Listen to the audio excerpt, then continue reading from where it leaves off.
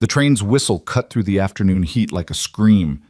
Clara Whitmore pressed her palm against the window, watching Silver Ridge materialize through clouds of dust and steam. The town looked exactly like the letters had described, a collection of wooden buildings clinging to existence in a valley that seemed determined to shake them loose. Mountains rose in the distance, jagged and indifferent. The sky stretched wide enough to swallow hope whole. She smoothed her dress for the 100th time. Navy cotton, carefully mended at the sleeves. The best she owned. Her fingers trembled as she checked the cameo at her throat. Her mother's, the only valuable thing she'd brought besides the $12 sewn into her hem. "Silver Ridge!" the conductor bellowed. 10-minute stop! Clara stood, gripping her suitcase with both hands. Inside, 2 dresses, undergarments, a book of poetry, and the bundle of letters that had convinced her to cross half a continent to marry a man whose face she'd never seen. Thomas Wardell, age 34, owns a mercantile. Seeking a practical woman of good character for marriage and partnership. Practical. That was the word that had hooked her. Not beautiful, not charming, not young. Practical. She'd answered honestly, told him about her father's death, the debts, her mother's failing health, her 2 younger sisters who needed feeding. She'd written about her skills, cooking, sewing, bookkeeping, gardening. She hadn't lied about her age or her appearance, though she'd been careful with her words. His response had been encouraging, direct. He'd sent money for the ticket, and now here she was, about to meet the man who would become her husband by week's end. The platform was crowded with people. Ranch hands collecting supplies, women in faded calico, children darting between crates. Clara scanned the faces looking for someone who might be looking for her. She saw him immediately. Not because he was searching for her, but because he was staring. The man stood near the station house, arms crossed, expression carved from stone. Tall, lean, maybe 40, dark hair going gray at the temples. He wore a clean shirt and a vest, merchant's clothes, and he was watching her with an intensity that made her skin prickle. Thomas Wardell, had to be. Clara lifted her hand in a tentative wave. He didn't move, didn't smile, just kept staring. Then he turned and walked away. Clara's hand dropped. Confusion crashed over her, followed quickly by something colder. She grabbed her suitcase and hurried down the steps, nearly tripping over her skirt. "Mr. Wardell," she called. "Mr. Wardell, wait!" He was already disappearing around the corner of the building. Clara pushed through the crowd, her heart hammering. She rounded the corner and stopped short. He was standing there, talking to a boy of maybe 12. Money changed hands.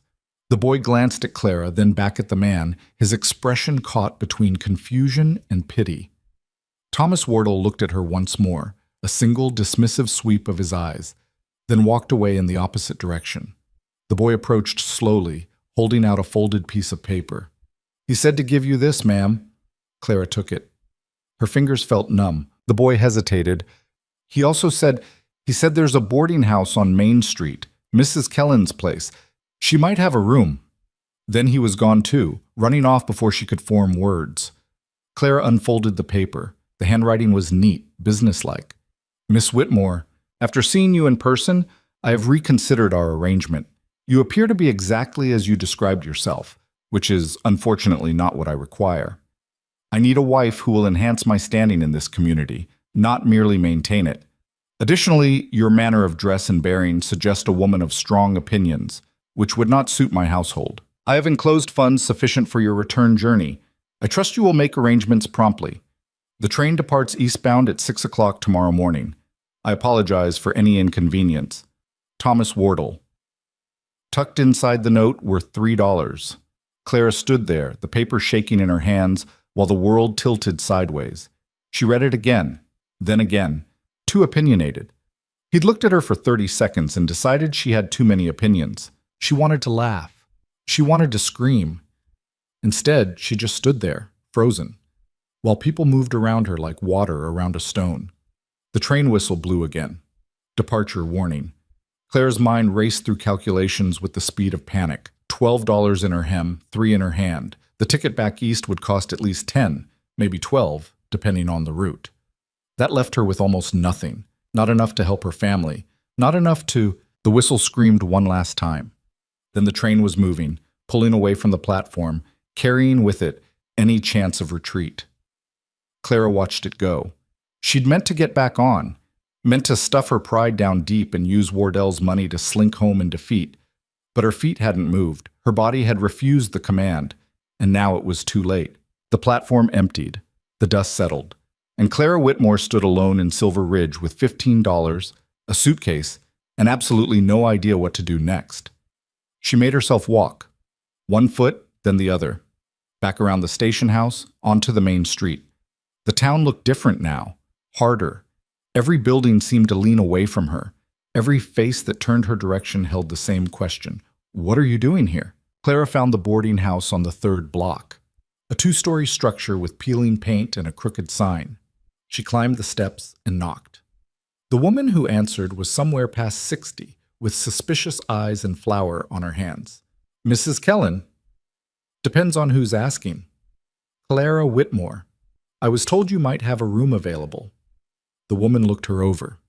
You got money? Yes. How much? Clara hesitated. How much is the room? $2 a week. Meals included. Pay in advance. $2. That was manageable. For a few weeks at least, while she figured out. But I don't take single women, Mrs. Kellen added flatly. Too much trouble. Clara's stomach dropped. I'm not trouble. I just need.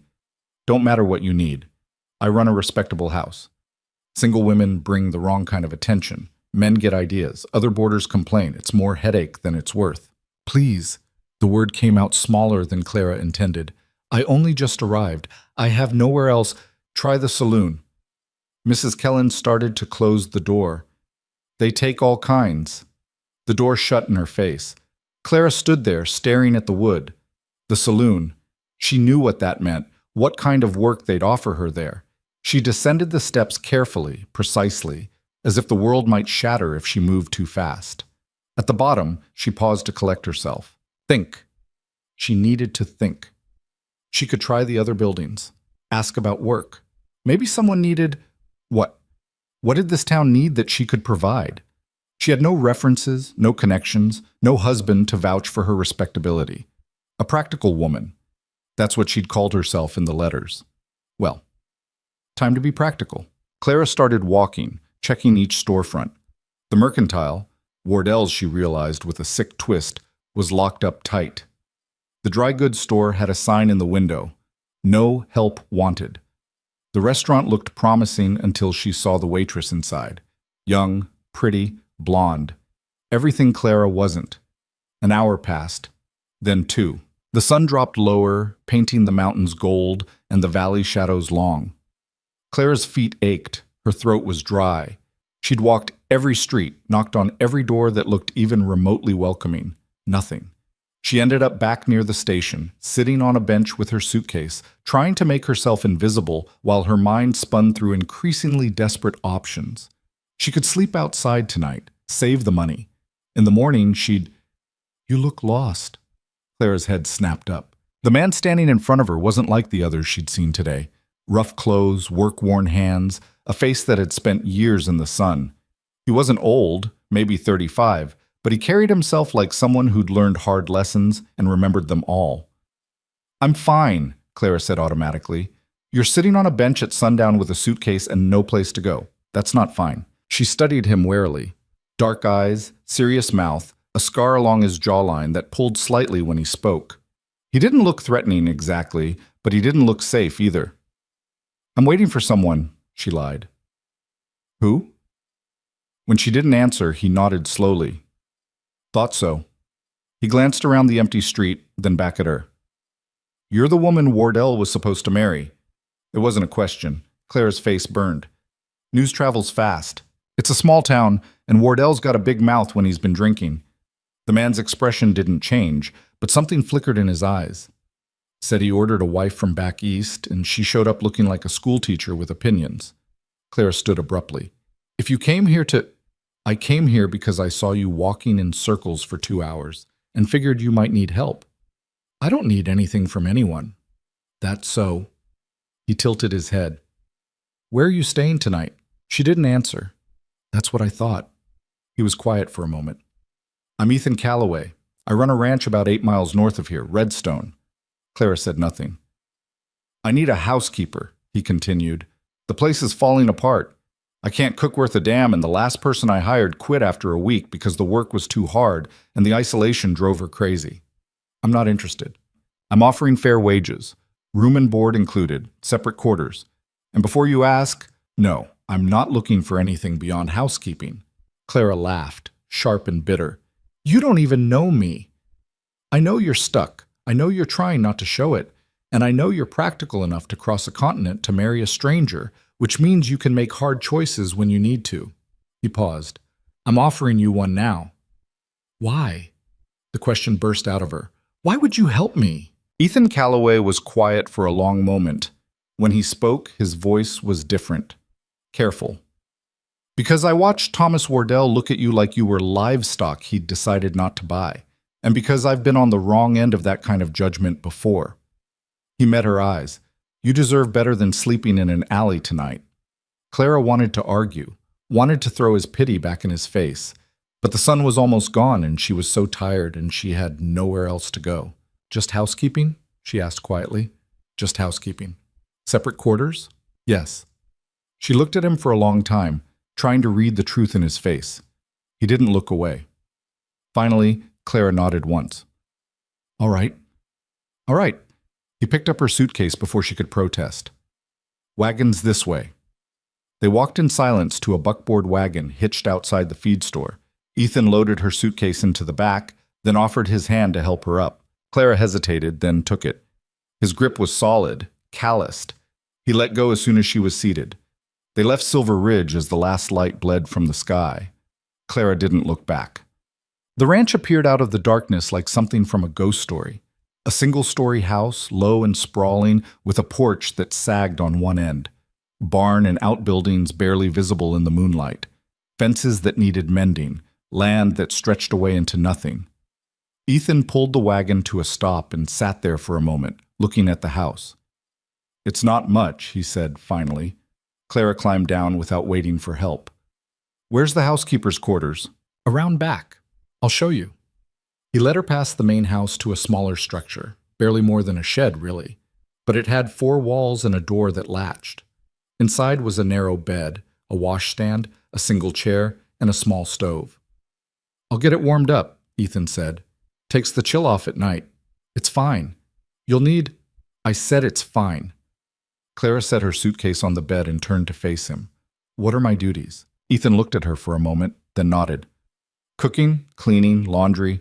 There's chickens that need feeding, garden needs work. I'll handle everything outside the house. Wages? $10 a month, plus room and board. It was less than she'd hoped for, but more than she'd expected. When do I start? Tomorrow's soon enough. You should. I'll start now. Clara removed her hat, set it carefully on the chair. What needs doing first? It's late. You should rest. Mr. Calloway. He met his eyes. I would prefer to work, if that's acceptable. Something shifted in his expression. Understanding, maybe. Or recognition of a fellow creature who couldn't sit still with their thoughts. Kitchen's a mess, he said quietly, if you wanted to start there. Show me. The main house was worse than she'd expected. Dishes stacked in the basin, counter covered in crumbs and spills, floor that hadn't seen a broom in weeks.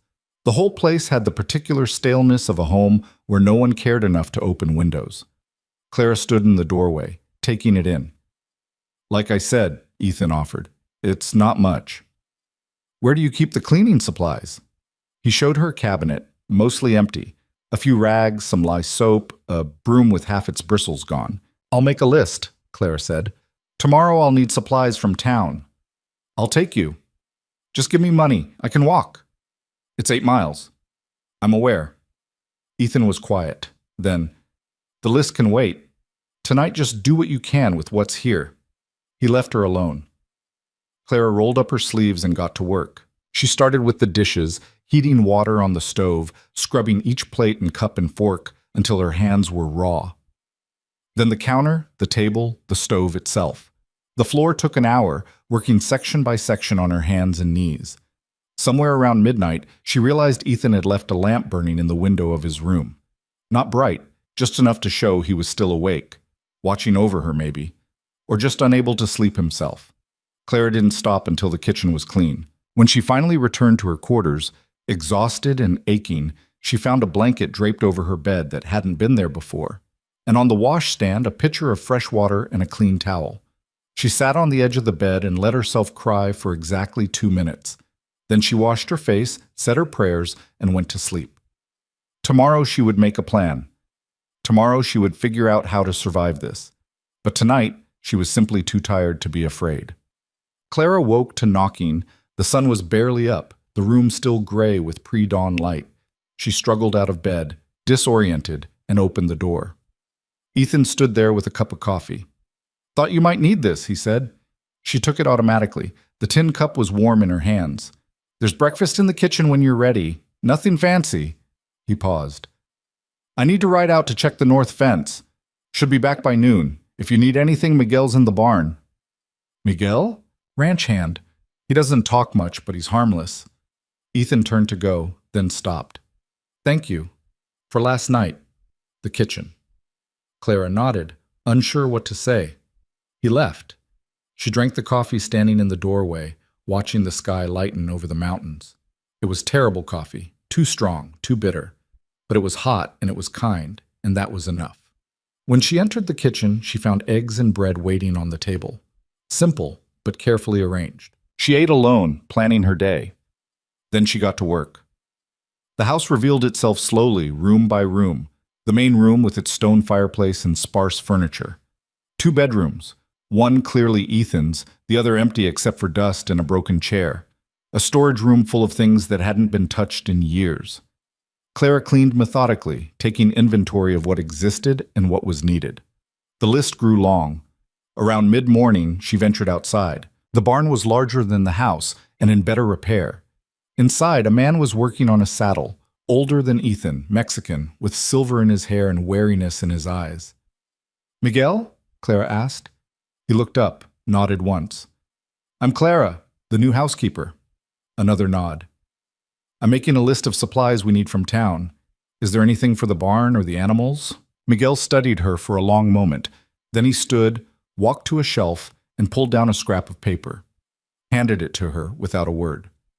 The handwriting was careful, precise. A short list of items. "Thank you," Clara said. He returned to his work.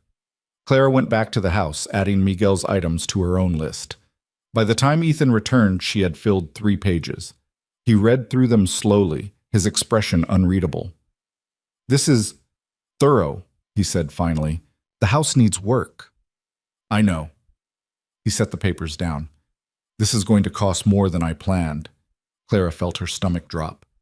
"I can reduce—" "No." He looked at her. "You're right. It all needs doing. I've just been putting it off." He was quiet for a moment. "We'll go to town tomorrow. Get what we can. I can make do with—" "Miss Whitmore." His voice was firm but not unkind. "If you're going to work here, you should have the tools to do it properly. We'll get the supplies." Clara nodded slowly. That night she cooked the first real meal the house had seen in months.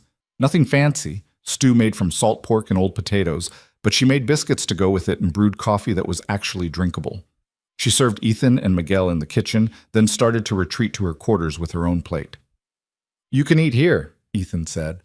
Clara paused. "I thought—" "You cooked it. Seems wrong to make you eat alone in that shed." He gestured to the empty chair. "Your choice." She sat. They ate in silence, the 3 of them, while the lamp burned low and shadows gathered in the corners. It wasn't comfortable exactly, but it wasn't hostile either. And for Clara, who had spent the last 24 hours navigating one rejection after another, that was something close to a miracle. The trip to Silver Ridge the next morning was tense. Clara sat beside Ethan on the wagon bench, acutely aware of every eye that turned their direction as they rolled down Main Street. Word had spread clearly. She could feel the speculation, the judgment, the whispers that followed in their wake. That's her. The one Wardell rejected. Now she's working for Calloway. The implications hung in the air like smoke. Ethan felt it too. His jaw was tight, his hands careful on the reins. "Ignore them," he said quietly. "I intend to."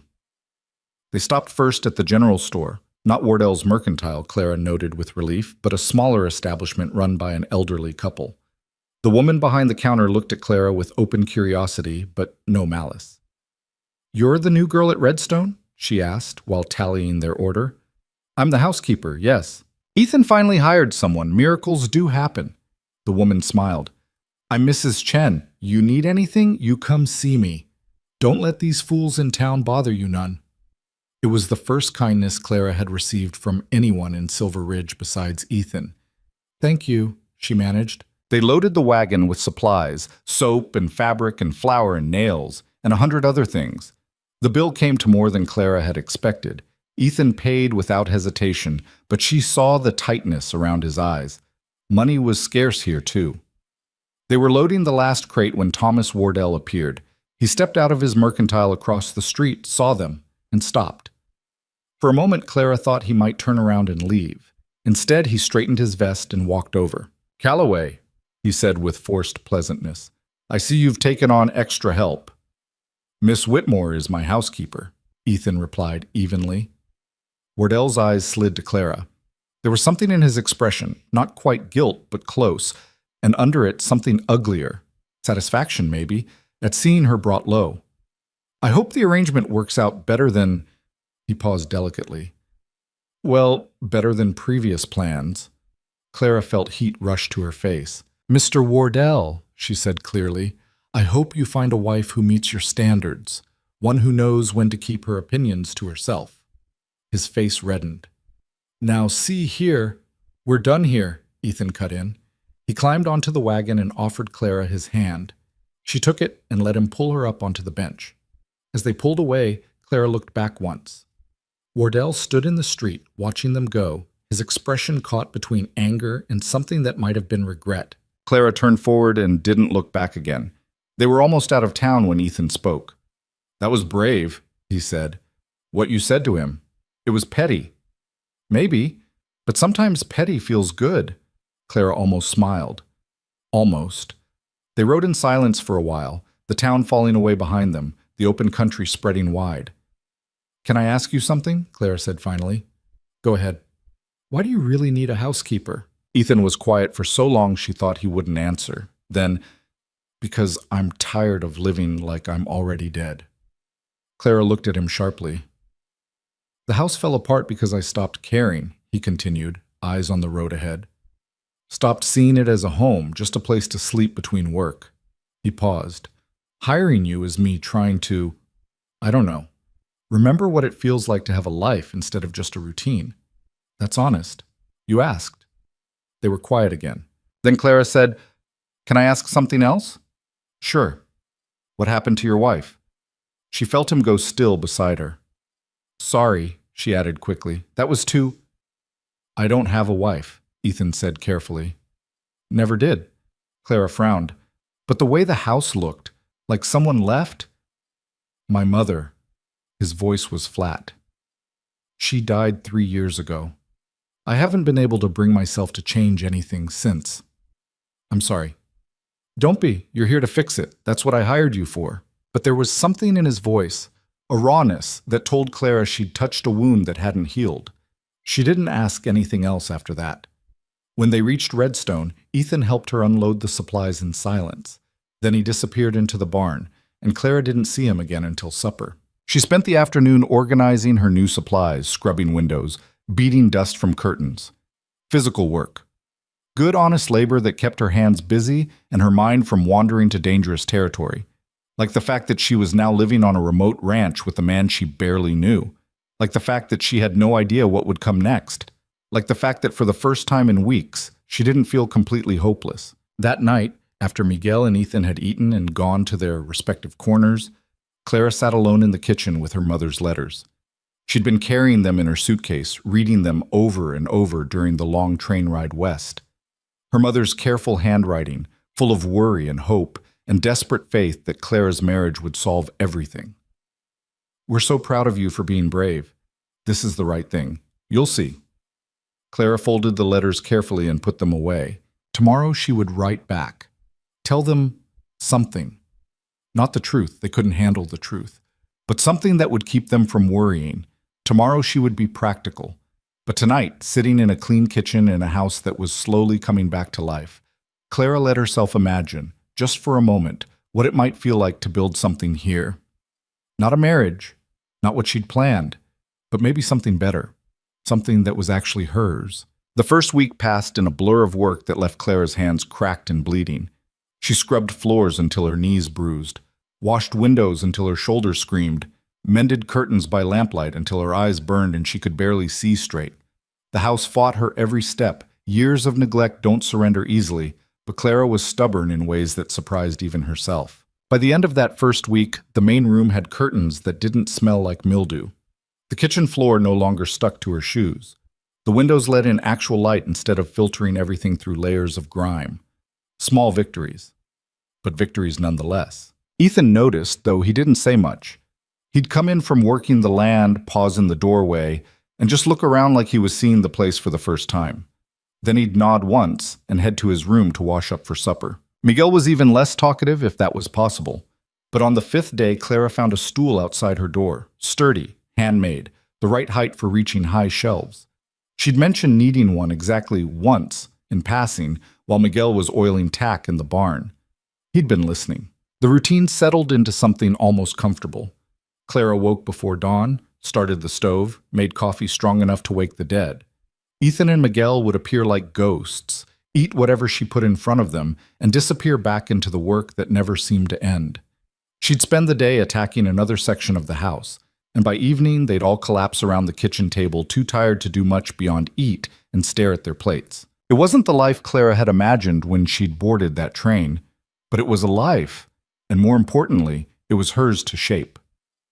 On the eighth day, everything changed. Clara was in the storage room, sorting through boxes that probably hadn't been touched in a decade, when she found the ledgers. 3 of them leather-bound, filled with careful handwriting that chronicled years of ranch expenses and income. The most recent one ended abruptly 3 years ago, right around the time Ethan said his mother had died. Clara knew she shouldn't look. It was none of her business. She looked anyway. The numbers told a story that made her stomach clench. Redstone Ranch was dying. Had been dying for years, actually, bleeding money from a dozen different wounds. Cattle lost to drought and disease.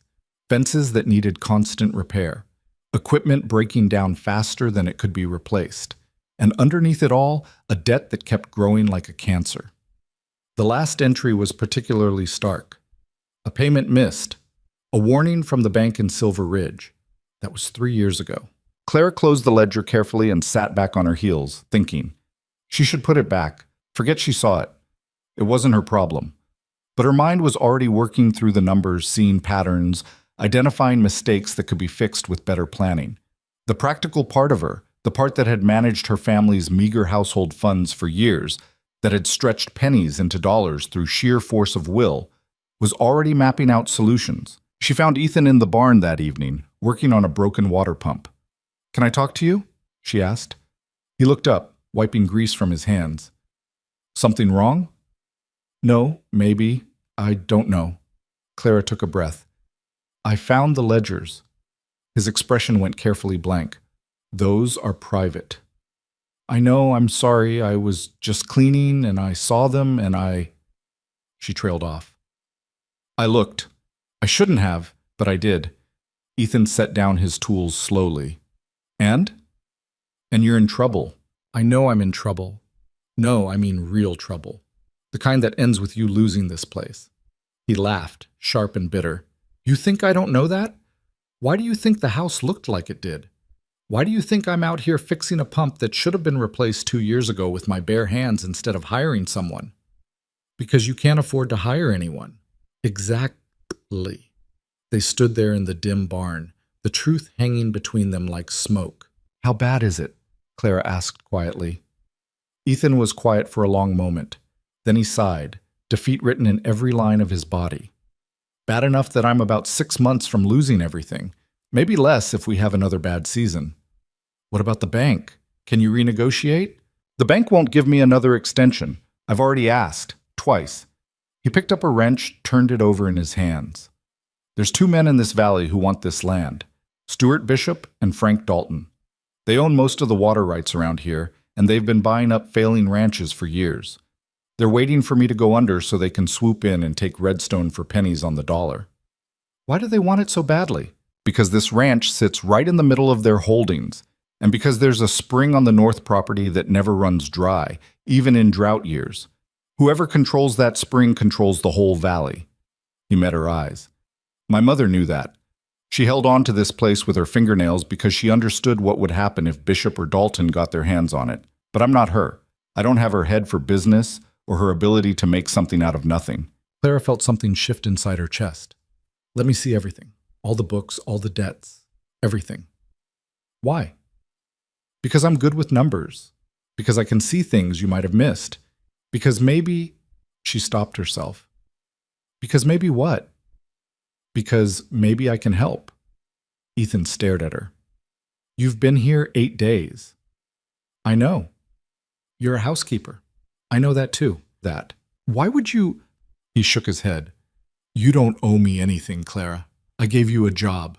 That's all. You don't need to save my ranch. Maybe I'm not doing it for you, Clara said quietly.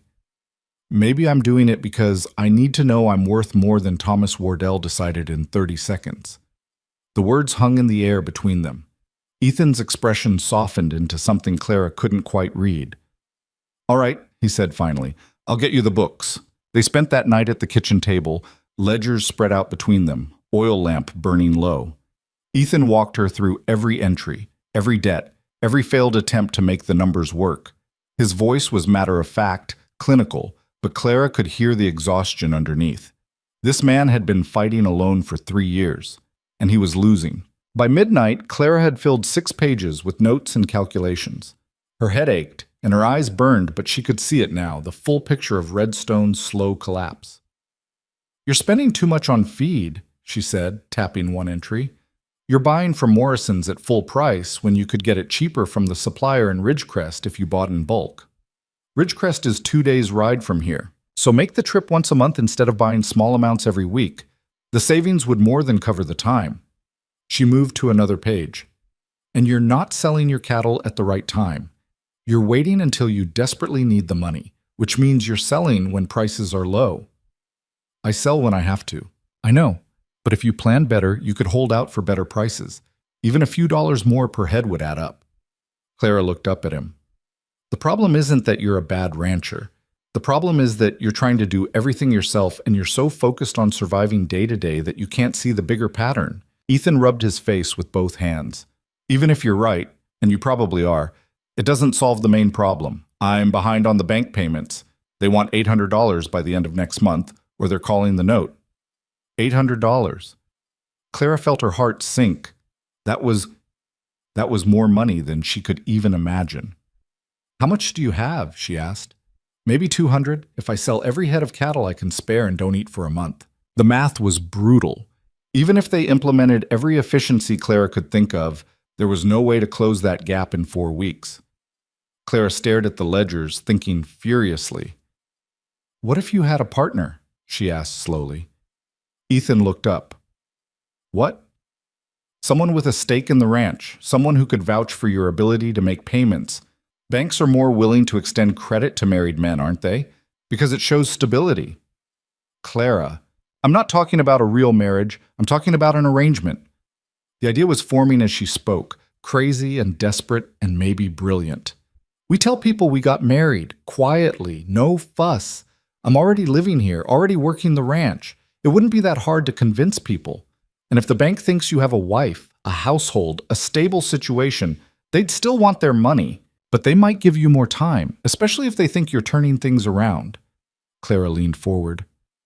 And we would be. Turning things around, I mean. With 2 people managing things instead of 1, with better planning, with... You want to fake a marriage to trick a bank. Ethan's voice was flat. I want to give you a fighting chance to keep your ranch. Why? The question came out harsh. Why would you do this? You barely know me. Clara met his eyes. Because I have nowhere else to go. Because this is the first place I've felt like I could actually build something since my father died. And because if I'm going to be stuck in this territory anyway, I'd rather be stuck somewhere that's mine instead of working in some saloon or begging Thomas Wardell to reconsider. This is crazy. Probably.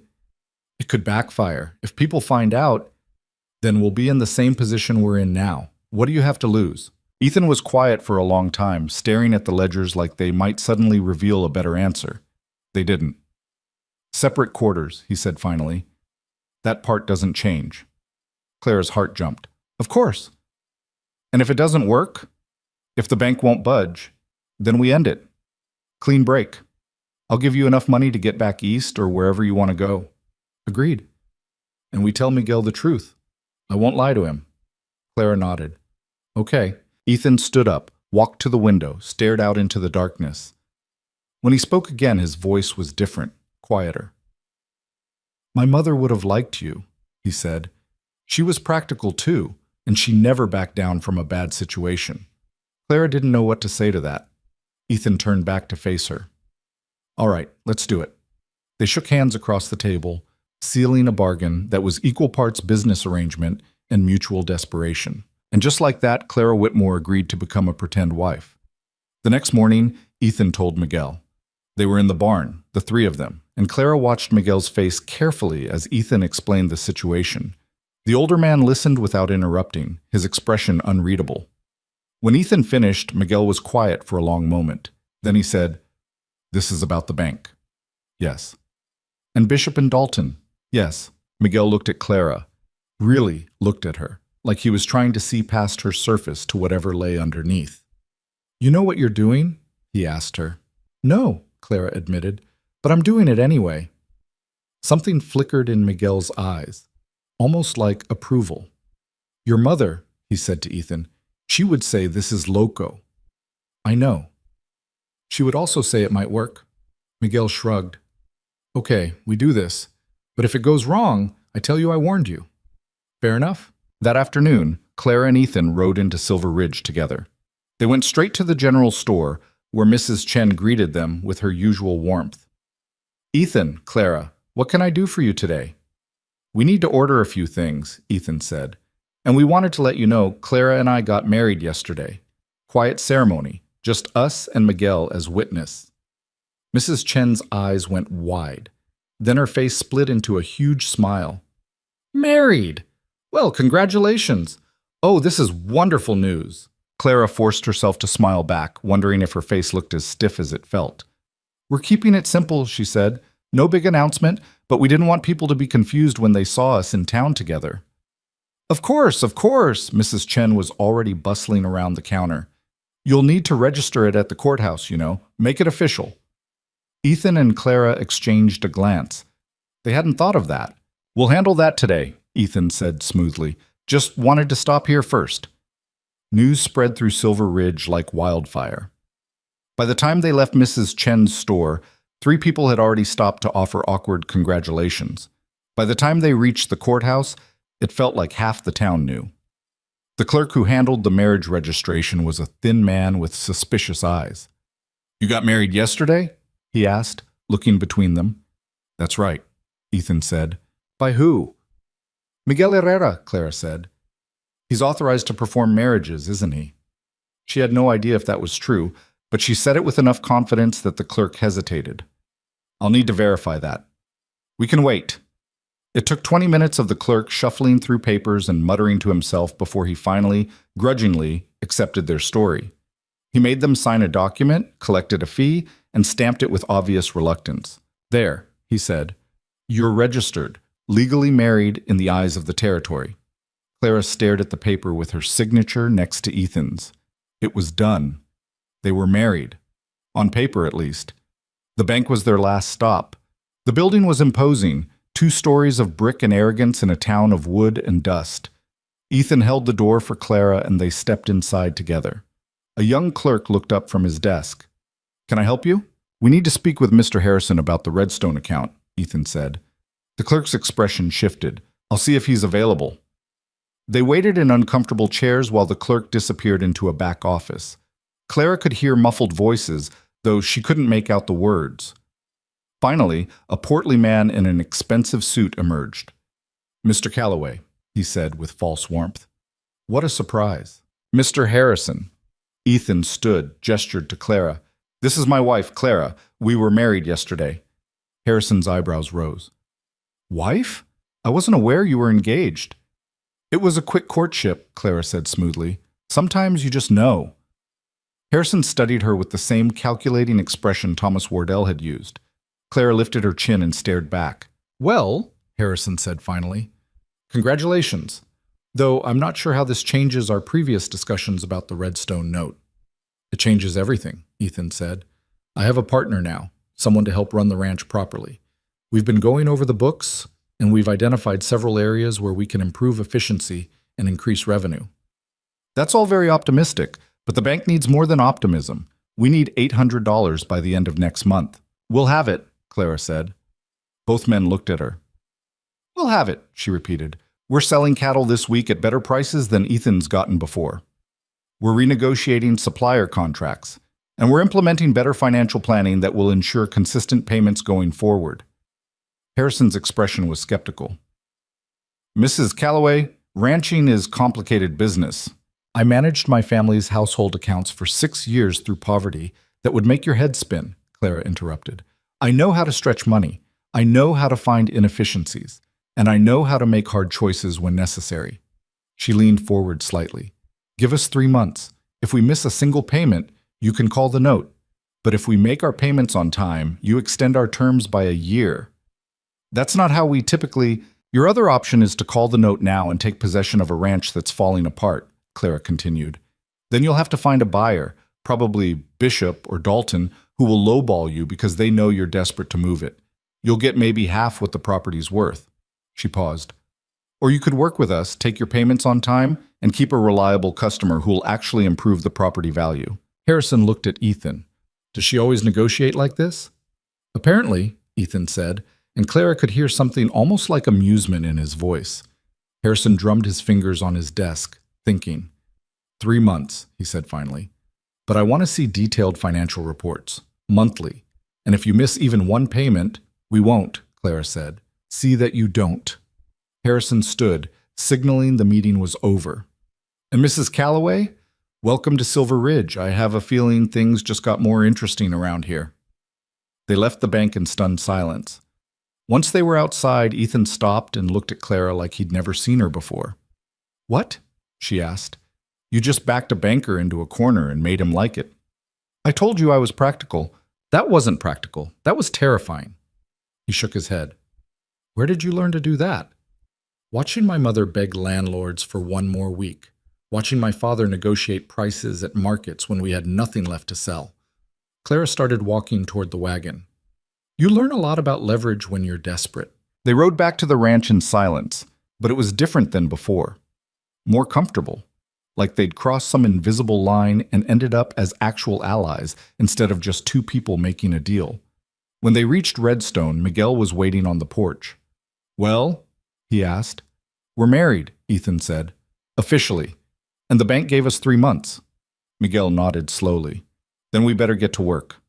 And that's exactly what they did. The next 3 weeks were brutal. Ethan and Miguel worked the cattle from dawn until dark, cutting out the best heads for market. Clara took over the financial planning entirely, creating detailed budgets and schedules that accounted for every penny. She negotiated with suppliers, haggled over prices, and discovered she had a talent for finding loopholes in contracts. The house continued to improve. Clara worked on it in stolen moments between managing the books, patching holes, mending furniture, planting vegetables in the garden that would save them money on food. She also started wearing a thin gold band on her left hand. It had belonged to Ethan's mother, and he'd given it to her without ceremony one evening. People will expect it, he'd said. Clara had slipped it on, feeling the weight of it, the lie of it, but also the protection of it, because wearing that ring changed how people looked at her in town. She was no longer the rejected mail-order bride or the suspicious housekeeper. She was Mrs. Calloway, respectable rancher's wife, and that came with a kind of armor she hadn't had before. It also came with problems. On the 20th day, Clara was in town picking up supplies when she ran into Thomas Wardell. She'd been doing her best to avoid him, but Silver Ridge was small, and luck only stretched so far. He was coming out of the bank as she was going in. They nearly collided. "Mrs. Calloway," he said, and there was something ugly in his voice. "Mr. Wardell." Clara tried to step around him. He moved to block her path. Quite the rapid courtship you had with Calloway. Some might find the timing suspicious. Some might find it none of their business. I wrote to your family, Wardell said. Clara's blood went cold. You what? Your mother, specifically. Told her you'd arrived safely and found suitable employment. Thought she'd want to know, since you were supposed to be marrying me. His smile was sharp. Funny thing, though. I didn't mention your sudden marriage to Calloway. Thought I'd let you explain that yourself. Clara felt rage rise hot in her chest. You had no right. I had every right. I paid for your ticket. That gives me certain considerations. You rejected me. I changed my mind about marriage. That doesn't mean I wanted you making a fool of me by turning around and marrying someone else within days. He leaned closer. People talk, Mrs. Calloway.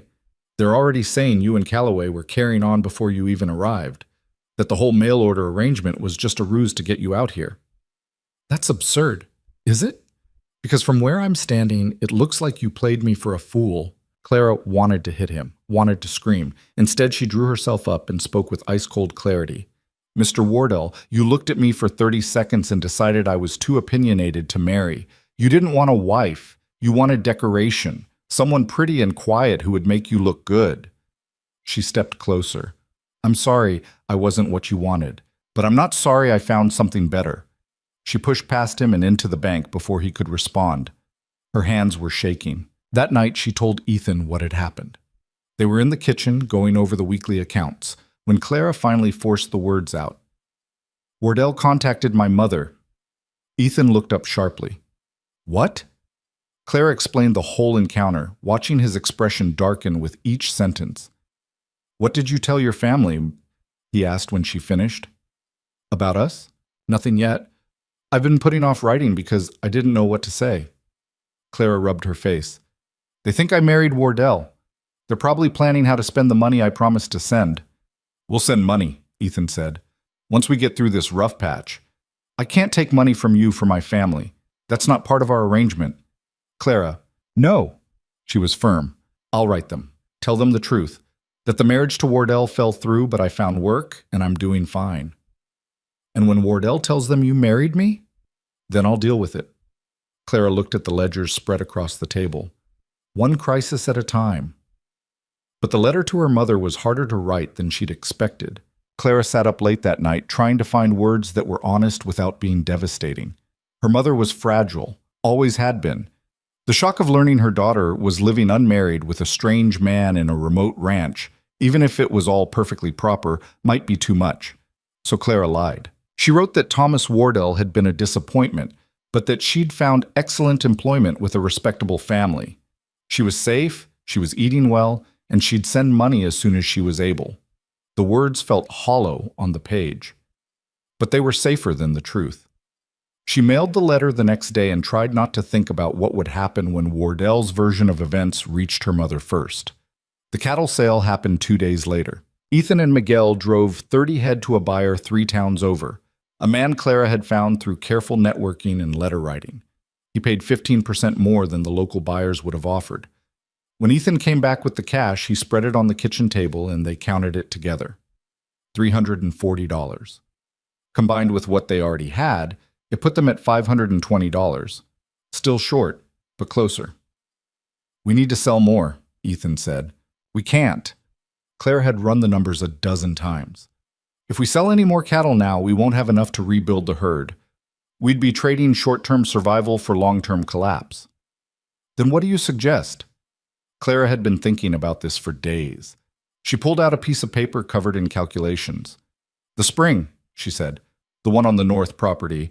You said it never runs dry. That's right. What if we sold water rights, not permanent ownership, just seasonal access? There's at least 4 ranches downstream that could use reliable water, especially in drought years. Ethan stared at her. My mother always refused to do that. She said once you start selling off water, you lose control. I'm not talking about selling control. I'm talking about leasing access, contracts that renew yearly with terms we set. We charge enough to cover what we need now, and in better years it becomes pure profit. Bishop and Dalton would lose their minds. They've been controlling water access in this valley for years. Good, Clara said flatly. Let them be angry. They don't own that spring, you do. Ethan was quiet for a long time, thinking it through. It could work, he said finally, but it's risky. If we miscalculate, we could end up in a worse position. And if we make enemies of Bishop and Dalton, we're already in a bad position, and they're already planning to take this ranch the minute you fail. At least this way we're fighting back. Ethan looked at her with something Clara couldn't quite name. You're sure about this? He asked. No, but I'm willing to try. He nodded slowly. All right, let's do it. They spent the next week drafting contracts and reaching out to neighboring ranchers. The response was immediate and enthusiastic. Nobody liked being under Bishop and Dalton's thumb, and the chance to secure independent water access was worth paying for. By the end of the month, they had agreements with 3 ranchers that would bring in $280 before the bank deadline. It was enough. Barely, but enough. The morning they were supposed to make the bank payment, Clara woke before dawn with her stomach in knots. Everything was riding on this. If Harrison rejected their payment, if he decided to call the note anyway, if anything went wrong, she pushed the thoughts away and got dressed. Ethan was already in the kitchen, looking as tense as she felt. Ready? He asked. Clara nodded. They rode to Silver Ridge in silence, the money hidden in Ethan's saddlebag. Miguel stayed behind to watch the ranch. Someone had to, and they all knew this was Clara and Ethan's fight. The bank was busy when they arrived, full of people conducting normal business. Clara felt their eyes on her and Ethan as they walked to Harrison's office. The banker looked up from his desk with raised eyebrows. Mr. and Mrs. Calloway, you're early. We have your payment, Ethan said. Harrison's expression shifted to something like surprise. All of it? Clara set the cash on the desk. Count it. Harrison did, slowly and carefully. When he finished, he sat back in his chair. $800. Exactly. He looked between them. I'll admit, I didn't think you'd make it. We said we would, Clara replied. So you did. Harrison pulled out a receipt book and started writing. I'll update your account.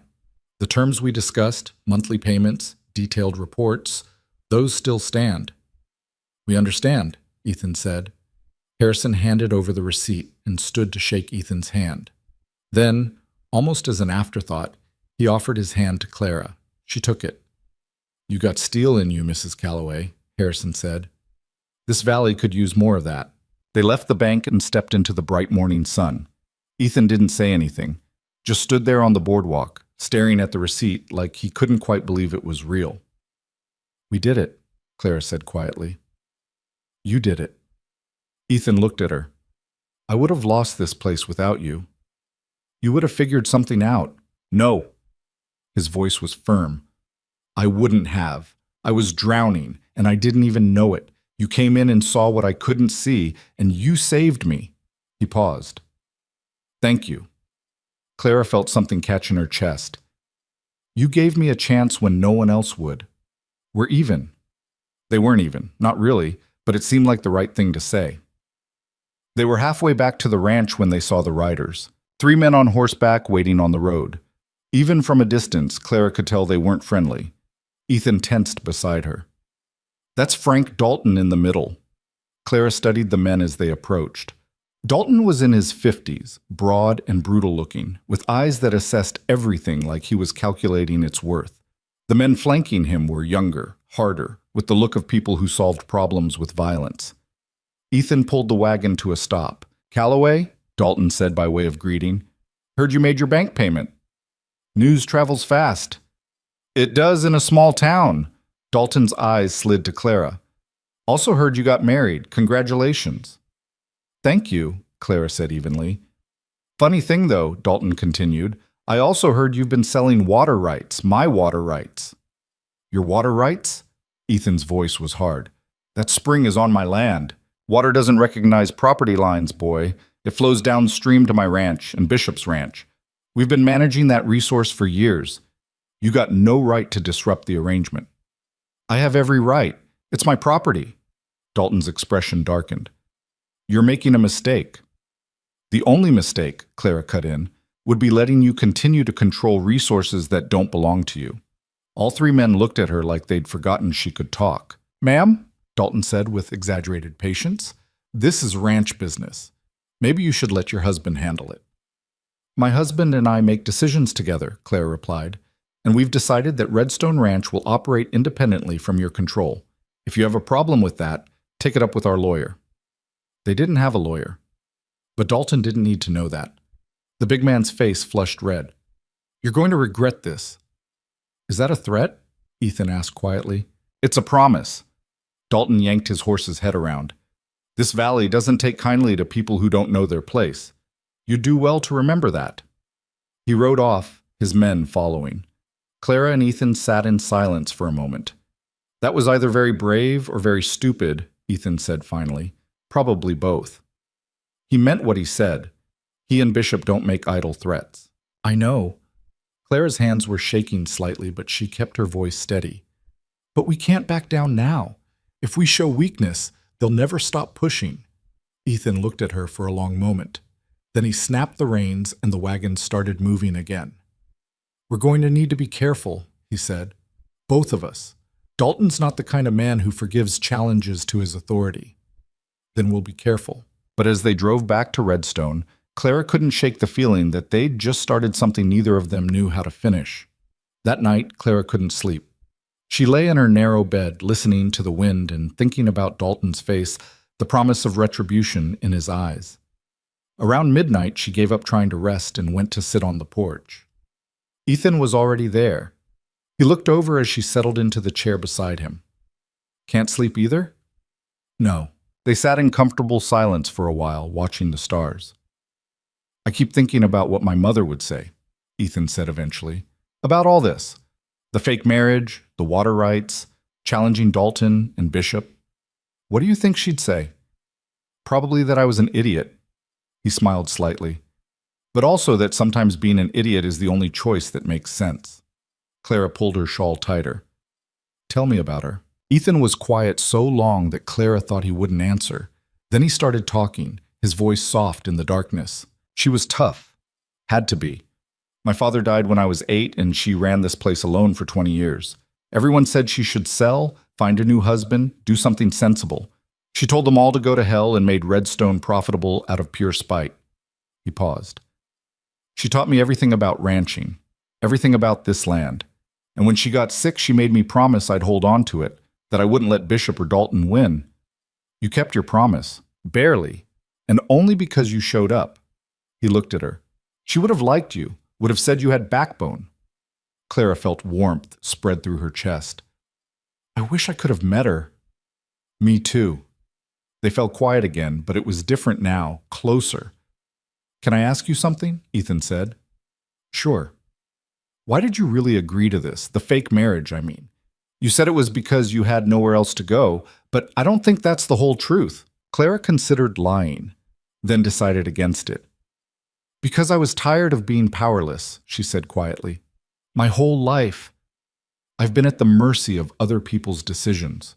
My father's debts, my mother's weakness, Thomas Wardell's rejection.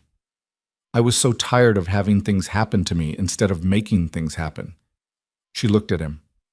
This arrangement, pretending to be your wife, helping save the ranch, it's the first time I've felt like I had any control over my own life. Even though it's built on a lie? Especially because it's built on a lie I chose. Ethan nodded slowly, like that made perfect sense to him. For what it's worth, he said, I don't think of you as my employee anymore. What do you think of me as? He considered the question carefully. My partner, in this mess we're making together.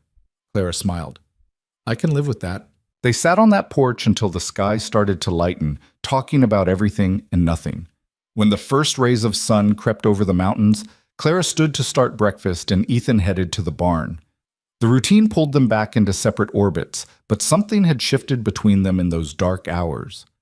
The next 2 months passed in a rhythm that almost felt normal. Clara managed the books with an intensity that surprised even her. She found efficiencies in places Ethan had never thought to look, renegotiated every contract she could touch, and slowly, painfully slowly, the ranch's finances started to stabilize. The water rights agreements brought in steady income. The cattle herd was rebuilding. The garden produced enough vegetables to cut their food costs significantly. But Dalton and Bishop hadn't forgotten. It started small. Fences cut in the night, cattle spooked and scattered across the valley, taking days to round up. Supplies that went missing between town and the ranch. Nothing they could prove, but everyone knew. Ethan started carrying his rifle everywhere. Miguel slept in the barn some nights, keeping watch. And Clara learned to recognize the sound of horses approaching in the dark. The tension wore on all of them. Then the drought hit. July came in hot and mean, with skies so blue they hurt to look at, and not a cloud in sight. The grass turned brown. Creek beds dried up. Every rancher in the valley started watching their water supplies with growing desperation. Everyone except Redstone.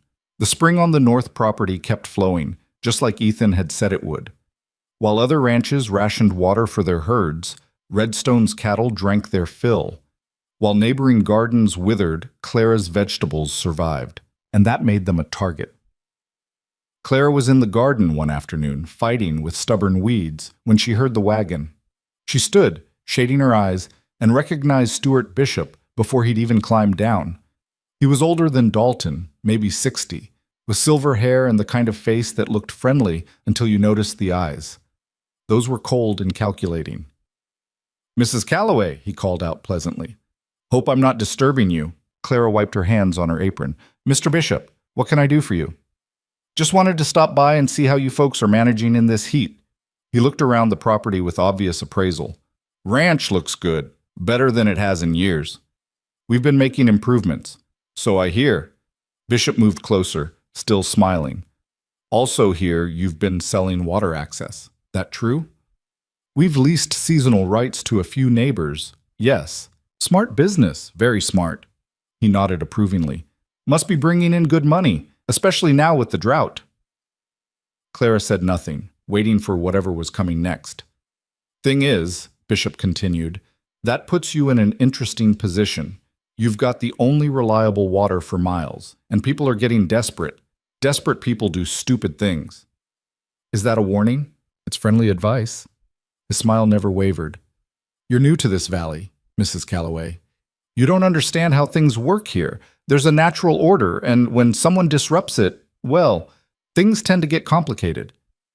We're not disrupting anything. We're managing our own resources." "Your husband know you're out here alone?" Bishop asked, changing tactics. "Seems dangerous, a woman by herself in times like these." The threat was barely veiled. Clara felt ice run down her spine, but she kept her voice steady. "Miguel's in the barn. Ethan's checking the north fence. I'm hardly alone." "Still, you should be careful." Bishop tipped his hat.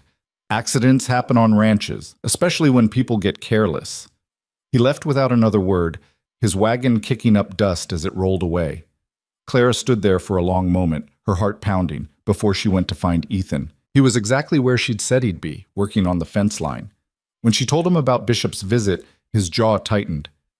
"He came to the house?" "Yes." "While I was gone?" "Yes." Ethan threw down the hammer he'd been holding. "He was testing us, seeing if you'd scare easy." "Well, I didn't." "I know, but that might make things worse." He looked at her seriously. "These men don't like being challenged, Clara, especially not by women." "Then they're going to have a hard few months, aren't they?" Despite everything, Ethan almost smiled. "You're not going to back down?" "No." "Even if it gets dangerous?" Clara thought about the question carefully. A month ago, she might have said yes, might have agreed to be cautious and quiet and safe. But she'd spent too many years being careful, too many years making herself small to fit other people's expectations. "I'm not looking for danger," she said finally, "but I'm not running from it either. This ranch is as much mine now as it is yours. I'm not letting Bishop or Dalton take it." Ethan studied her face for a long moment. Then he nodded. "All right, then we need to be smart about this." They spent that evening making plans. Extra locks on the doors, a schedule for checking the property, signals between the house and the barn in case of trouble. Miguel listened to it all without comment, his expression grave. "This is going to get worse before it gets better," he said when they finished. "I know," Ethan replied. "You sure she should stay?" Miguel looked at Clara. "No offense, Senora, but if something happens—" "I'm staying," Clara interrupted. "This isn't up for debate." Miguel raised his hands in surrender. "Okay. Then we protect the ranch. All of us." That night, Clara lay awake, listening to every sound. The wind in the eaves, mice in the walls, the distant howl of coyotes. Every noise made her wonder if it was something worse. She must have finally fallen asleep because she woke to shouting. Clara stumbled out of bed, her heart racing, and threw open the door. Smoke. She could smell smoke. The barn was on fire. She ran toward it without thinking, still in her nightgown, and found Ethan and Miguel already there with buckets. The flames were concentrated on one corner. Someone had set it deliberately, she realized with sick certainty. "Get water!" Ethan yelled when he saw her. Clara ran to the pump, filled every bucket she could find, and joined the desperate effort to save the structure. The horses were screaming inside. Miguel got them out while Ethan and Clara fought the fire, throwing water on flames that seemed determined to consume everything. It took an hour. By the time they got it under control, all three of them were covered in soot and ash, coughing and exhausted. The barn had survived, but barely. One whole corner was charred black, and the smell of burnt wood hung heavy in the air. "This was Bishop," Ethan said flatly, staring at the damage. "Or Dalton, maybe both." "Can you prove it?" Clara asked. "No, that's the point." Miguel was checking the horses, making sure none were injured. "We got lucky," he called out. "Another few minutes, and we'd have lost the whole thing." Clara looked around at the destruction and felt rage build in her chest. This was meant to scare them, meant to drive them off their own land. Instead, it just made her angrier. "We need to report this," she said. Ethan shook his head. "To who?" "The sheriff's in Bishop's pocket.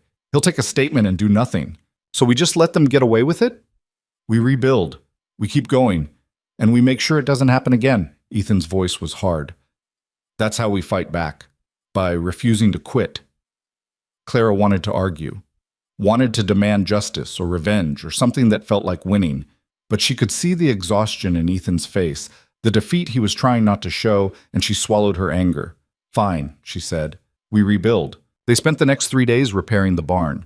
Clara helped where she could, holding boards while Ethan nailed them in place, fetching tools, bringing water and food. Miguel worked with grim determination, barely speaking. People from town rode out to see the damage. Some offered help. Others just stared and shook their heads, like they'd known this would happen eventually. Mrs. Chen brought supplies and stern words. "You need to be careful," she told Clara while the men worked. "Bishop and Dalton, they don't play fair, everyone knows it, but nobody talks about it because they own half the valley." "We didn't start this fight," Clara said. "Maybe not, but you're in it now." Mrs. Chen looked at her seriously. "You got grit, I'll give you that. But grit doesn't stop bullets or fires. You watch yourself." After she left, Clara stood there feeling the weight of it all. They were alone in this.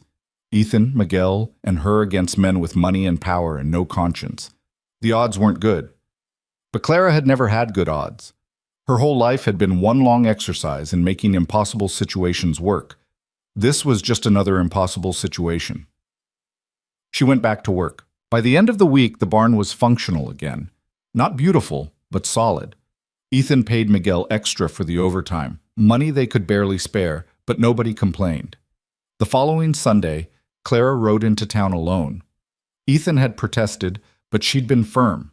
She needed supplies, and she wasn't going to let fear of Bishop or Dalton keep her imprisoned on the ranch. If they won that battle, they'd already lost the war. Silver Ridge was quiet that morning.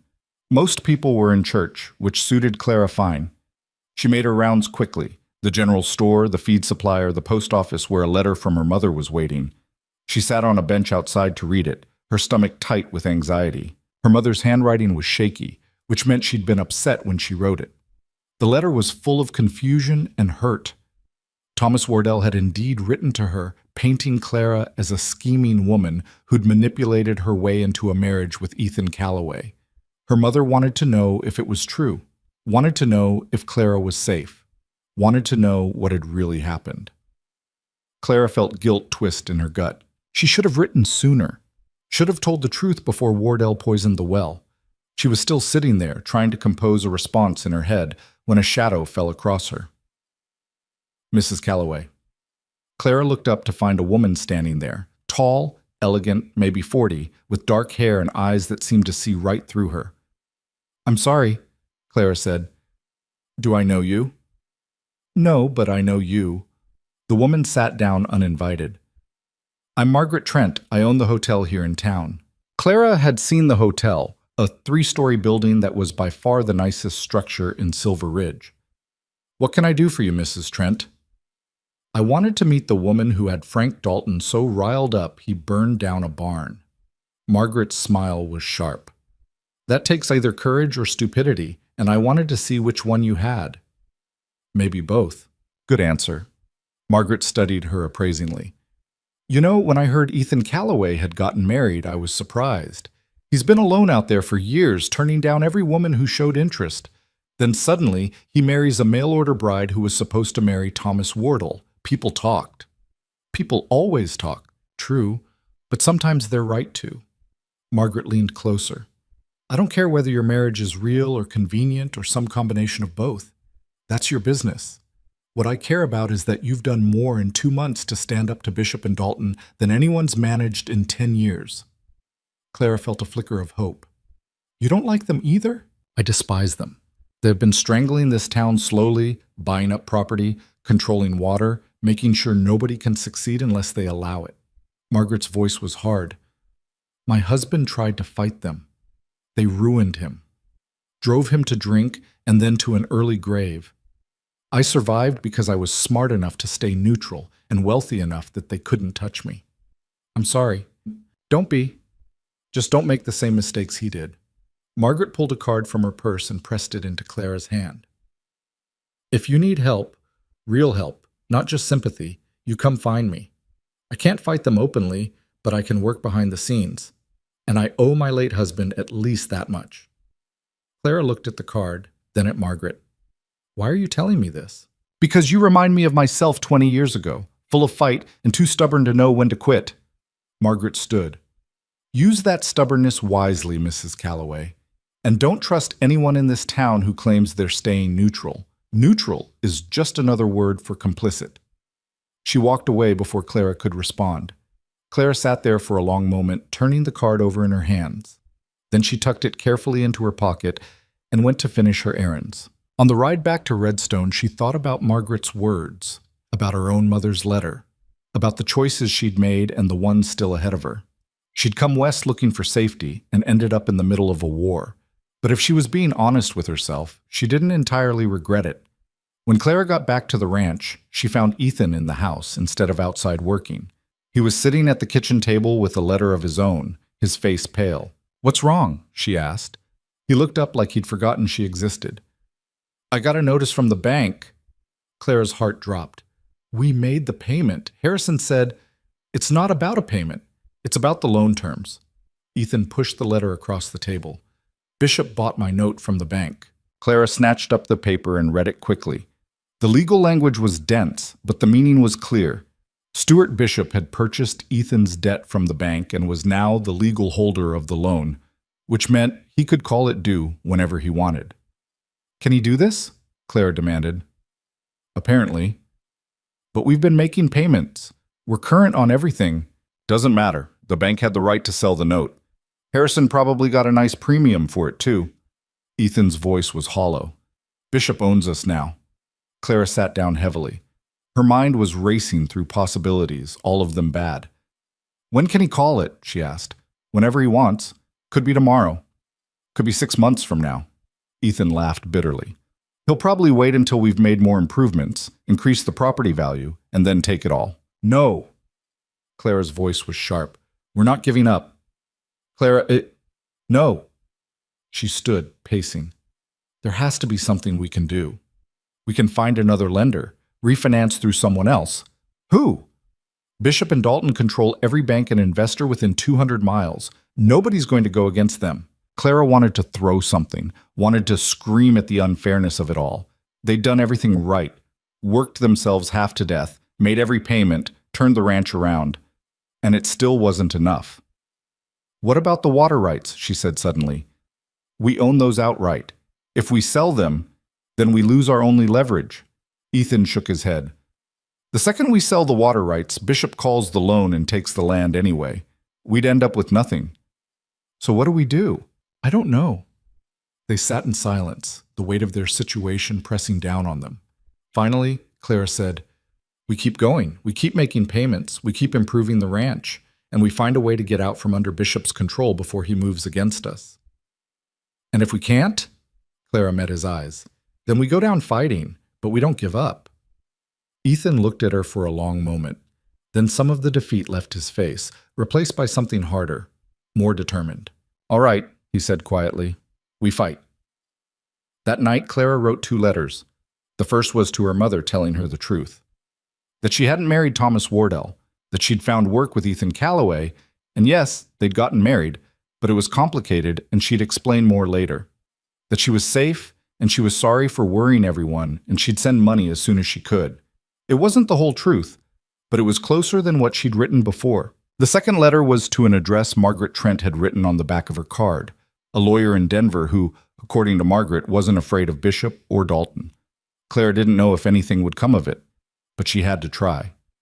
The response from Denver came 3 weeks later. The lawyer, a man named James Whitaker, was interested in their case. He'd heard of Bishop and Dalton's tactics and had been looking for someone willing to challenge them legally, but he was honest about their chances, slim at best, and it would cost money they didn't have. Clara wrote back anyway, outlining their situation in detail. The water rights, the bought loan, the intimidation tactics, everything. If they were going to fight, they might as well fight smart. Meanwhile, life on the ranch continued. August brought more heat, more drought, more tension. The water rights agreements became even more valuable as neighboring ranches struggled. Clara negotiated higher prices for the fall season, knowing they needed every dollar they could get. Ethan grew quieter as the weeks passed. He worked longer hours, spoke less, and Clara could see the weight of everything crushing down on him. She tried to help, tried to shoulder more of the burden, but there was only so much she could do. One evening, she found him sitting on the porch long after dark, just staring out at nothing. She sat down beside him without speaking. I keep thinking about what my mother would say, Ethan said finally, about how I've handled all this. The fake marriage, the water rights, getting us into a war with Bishop and Dalton. You did what you had to do. Did I? Or did I just make everything worse? He looked at her. You could have had a quiet life somewhere. Maybe not with Wardell, but eventually someone decent would have come along. Instead, you're stuck here in the middle of this mess because I was too desperate to think straight. I chose to stay, Clara said firmly. Nobody forced me. I could have gotten back on that train. Could have found work somewhere else. I stayed because I wanted to. Why? The question was raw. Why would you want this? Clara was quiet for a moment, trying to find words for something she barely understood herself. Because for the first time in my life, I'm not just surviving, she said slowly. I'm building something. Even if it falls apart, even if we lose everything, I'll know I tried. I'll know I fought for something that mattered. She paused. That's worth more than safety. Ethan didn't say anything, but he reached over and took her hand. They sat like that for a long time, hands clasped in the darkness, neither of them speaking. It wasn't comfort, exactly, but it was solidarity. And right then, that was enough. The confrontation came on a Tuesday. Clara was in town picking up supplies when she saw a crowd gathered outside the saloon. She could hear shouting, angry voices, the sound of breaking glass. Against her better judgment, she moved closer. Frank Dalton was in the middle of the crowd, red-faced and furious, yelling at a young man Clara didn't recognize. The man was bleeding from his mouth, clearly on the losing end of whatever fight had started. You work for me, you follow my rules, Dalton roared. You don't get to decide when you're done. I fulfilled my contract, the young man shot back. I worked 6 months like we agreed. You can't keep me here. I can do whatever I want. You signed papers. Papers you changed after I signed them, Dalton hit him. The crowd gasped, but nobody moved to intervene. The young man went down hard, blood streaming from his nose. Clara felt rage ignite in her chest. She pushed through the crowd before she could think better of it. That's enough, she said loudly. Dalton turned, his expression shifting from rage to surprise when he saw her. Mrs. Calloway, this doesn't concern you. You're beating a man in the street. I'd say it concerns everyone. Clara knelt beside the young man, helping him sit up. You all right? He nodded shakily. This is between me and my employee, Dalton said, his voice dangerous. Walk away. He says he's not your employee anymore. He's wrong. Clara stood, positioning herself between Dalton and the injured man. Show me the contract. Excuse me? The papers he signed. Show me. If they prove he's still bound to you, then I'll leave. But if you change the terms like he says, then you're the one breaking the law. Dalton's face went purple. You got no right. I have every right to call out fraud when I see it. Clara's voice carried across the crowd. Or are you afraid to show those papers because you know they'll prove you're a cheat? The crowd had gone dead silent. Everyone was watching now, waiting to see what would happen. Dalton took a step toward Clara. She held her ground, though her heart was hammering so hard she thought everyone must be able to hear it. You're making a mistake, Dalton said softly. A big one. Then show me the contract and prove me wrong. For a moment, Clara thought he might hit her. She could see the calculation in his eyes, weighing the satisfaction of putting her in her place against the scandal of striking a woman in public. Then Sheriff Morrison pushed through the crowd. All right, that's enough excitement for one day, he said with false heartiness. Frank, let the boy go. He's not worth the trouble. Dalton didn't move, still staring at Clara. Frank, the sheriff repeated, let it go. Finally, Dalton stepped back. Fine, but you, he pointed at the young man, you're out of this valley by sundown, and you, he turned to Clara, you just made a very dangerous enemy. He walked away, the crowd parting for him like water. Clara helped the young man to his feet. You got somewhere to go? My cousin's place in Ridgecrest. I was trying to save enough to get there. Clara pulled money from her pocket. $5 she'd been planning to use for supplies. Here, get yourself on the next stage. I can't take it, and get out of this valley like he said. It's not safe for you here. The young man took the money with shaking hands. Thank you, ma'am. You didn't have to do that.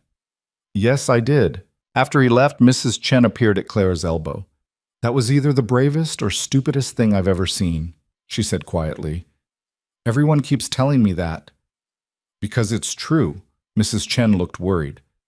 Dalton doesn't forget challenges, especially public ones. I know. Then why? Because someone had to, Clara said simply. Everyone here was just watching. Nobody was going to help that boy except me. Mrs. Chen sighed. You got a good heart, Clara. I just hope it doesn't get you killed. Clara made her purchases quickly and headed back to the ranch, her hands still shaking from adrenaline. She didn't tell Ethan what had happened. He had enough to worry about. But word traveled fast. 2 days later, Miguel came to the house looking grim. Senora, he said quietly, you should see this. He led her out to the north pasture where the spring was, or where the spring had been. Someone had dynamited it. The water that had flowed steady and clear for as long as anyone could remember was now just a muddy pit. The explosion had collapsed the underground source, redirecting the flow somewhere else. Maybe nowhere at all. Clara stood there, staring at the destruction, and felt something inside her break. The spring had been their lifeline, their bargaining chip, their only leverage against Bishop and Dalton, and now it was gone. When did this happen? She asked, her voice hollow. Last night. I heard the explosion, but by the time I got here, whoever did it was long gone. Miguel's face was hard. This was Dalton, has to be. Can we fix it? Maybe. But it would cost more than we have, and there's no guarantee we could even find the water source again. Clara walked back to the house in a daze. She found Ethan in the barn and told him what had happened. He didn't say anything, just stood there, his face carved from stone. This is my fault, Clara said. I challenged Dalton in town. He did this because of me. No. Ethan's voice was quiet but firm. He did this because he's a bastard who can't stand anyone standing up to him. This was always going to happen. You just gave him an excuse to do it sooner. What do we do now? Ethan looked at her, and Clara saw something she'd never seen before in his eyes. Defeat. I don't know, he said. I honestly don't know. That night was the longest of Clara's life. She sat at the kitchen table with the ledger spread out in front of her, running numbers that refused to add up to anything but disaster. Without the spring, they had no water rights to sell. Without the water rights income, they couldn't make next month's payment to Bishop. And once they missed a payment, he'd call the loan and take everything. 3 months of work, 3 months of fighting and scraping and refusing to quit. All of it gone because of one stick of dynamite. Clara put her head in her hands and let herself feel the weight of it. Not crying, she was too angry for tears, but just sitting there with the crushing realization that sometimes fighting back wasn't enough. You should sleep. She looked up to find Ethan in the doorway, still dressed, looking as exhausted as she felt. Can't, Clara said. I keep thinking there has to be something I'm missing. Some way to… There isn't. Ethan crossed to the stove and poured 2 cups of coffee from the pot that had been sitting there since supper. He set one in front of Clara and took the chair across from her. I've been going over it in my head all evening. We're done. Don't say that. It's true. Bishop won. He waited until we'd used up all our resources fixing this place, making it valuable again, and then he destroyed the one thing that gave us any leverage.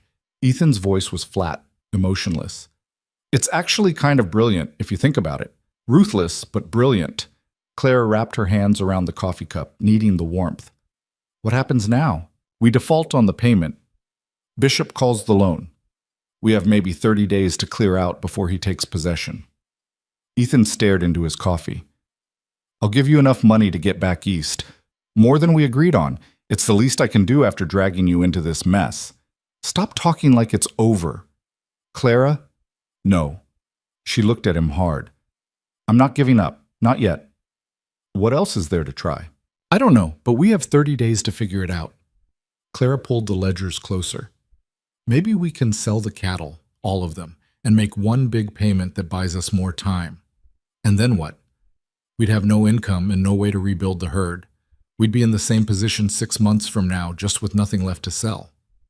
Then we find investors, someone who wants to see Bishop and Dalton taken down. We tried that. Nobody in this territory will go against them. You know that. Clara knew he was right, but admitting it felt like surrender, and she wasn't ready for that yet. They sat in silence for a while, drinking terrible coffee and avoiding each other's eyes. I'm sorry, Ethan said finally, for getting you into this, for making you think we had a chance when we never really did. You didn't make me think anything. I chose this. I knew the risks. Did you? He looked at her.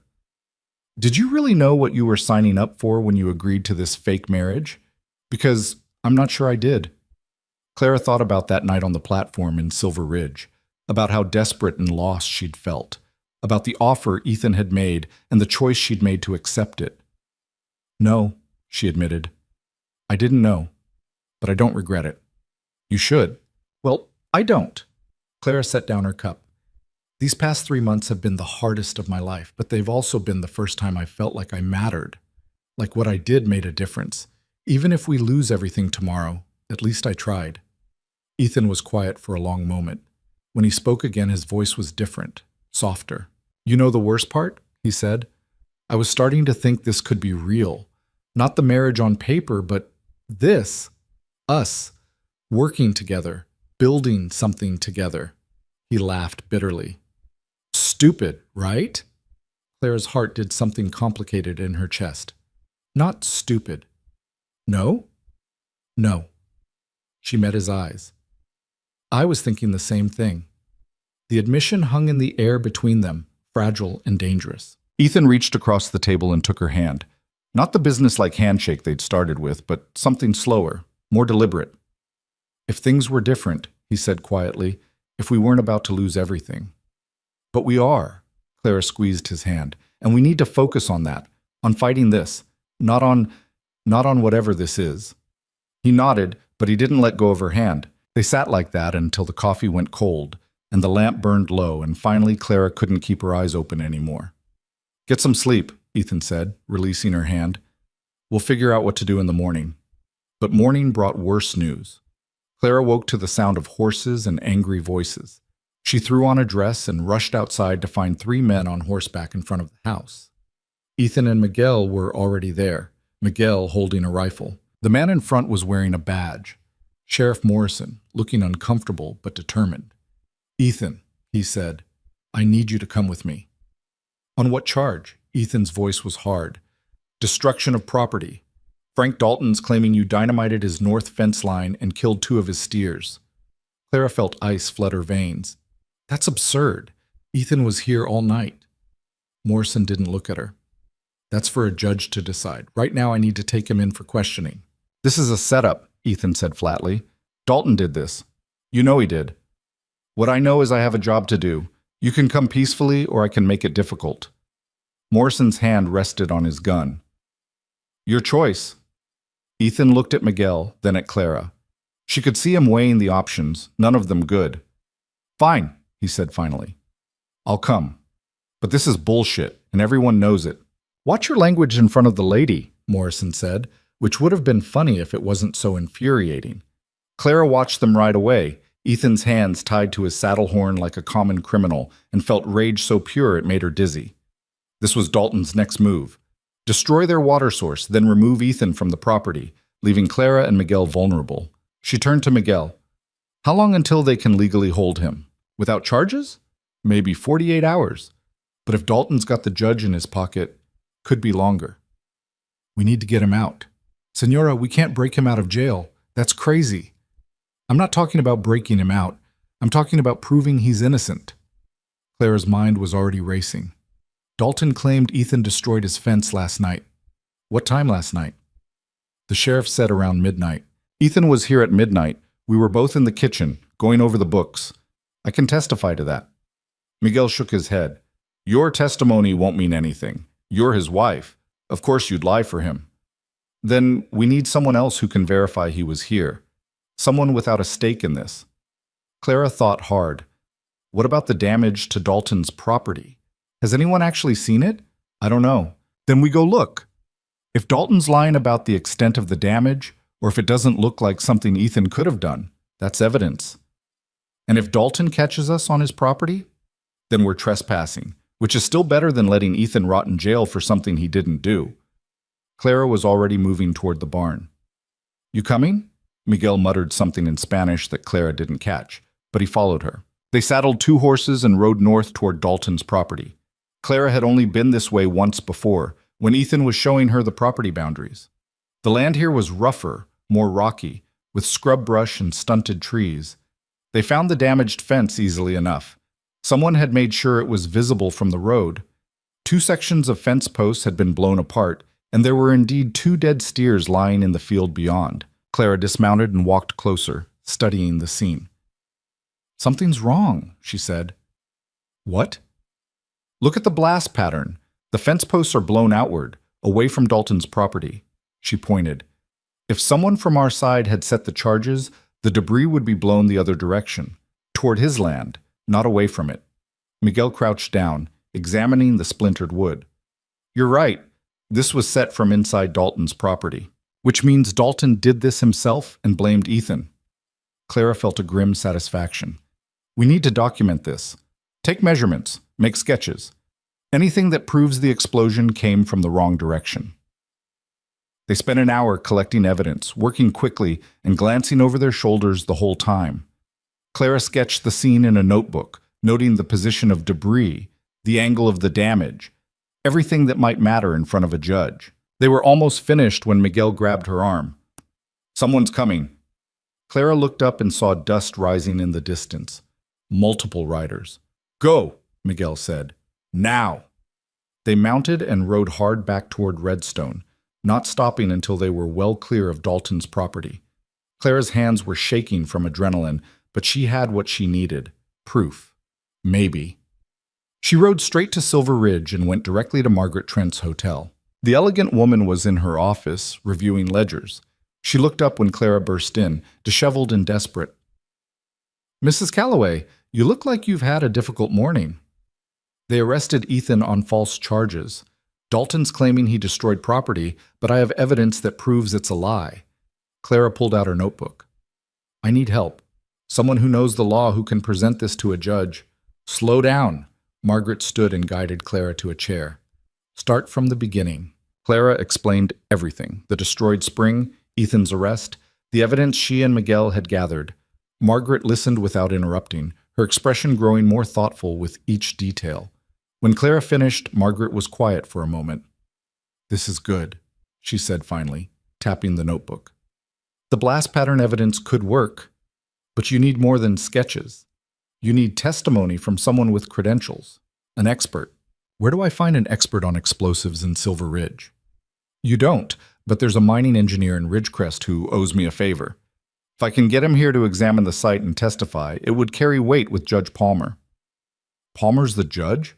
I thought he was in Dalton's pocket.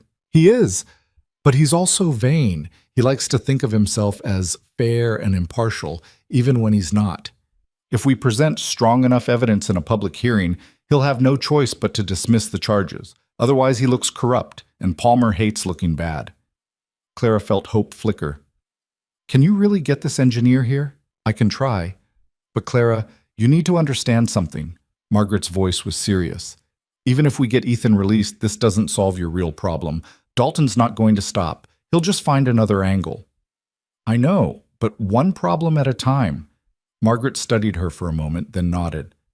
All right, I'll send for the engineer. In the meantime, you need to stay visible. Go about your business like you're not worried. Show Dalton he hasn't broken you. That'll be the easiest acting job I've ever had. Margaret almost smiled. I'm starting to understand why my late husband liked lost causes. They're more interesting than safe bets. Clara spent the next 2 days in a state of controlled panic. She maintained the ranch with Miguel's help, kept up appearances in town, and tried not to think about Ethan sitting in a cell. The lawyer from Denver, James Whitaker, had sent another letter saying he was working on their case but needed more time. Time they didn't have. The mining engineer arrived on the 3rd day. His name was Robert Chen, Mrs. Chen's nephew, as it turned out, and he had credentials from 2 different universities back east. Margaret brought him to Redstone, and Clara led him to the destroyed spring first, then to Dalton's property to examine the fence damage. Chen took measurements, made notes, and spent an hour examining blast patterns and debris scatter. When he finished, his expression was grim. "This is sloppy work," he said. Whoever set these charges wasn't trying to hide what they were doing. They wanted it to look like amateur sabotage. So it was deliberate, Clara asked. Absolutely. And the blast pattern on Mr. Dalton's fence definitely originated from inside his property, not outside. Anyone with basic knowledge of explosives could see that. Will you testify to that? I too. Chen hesitated. You understand what you're asking. If I testify against Dalton, I'll be making an enemy of the most powerful man in this valley. I understand, and I'm asking anyway.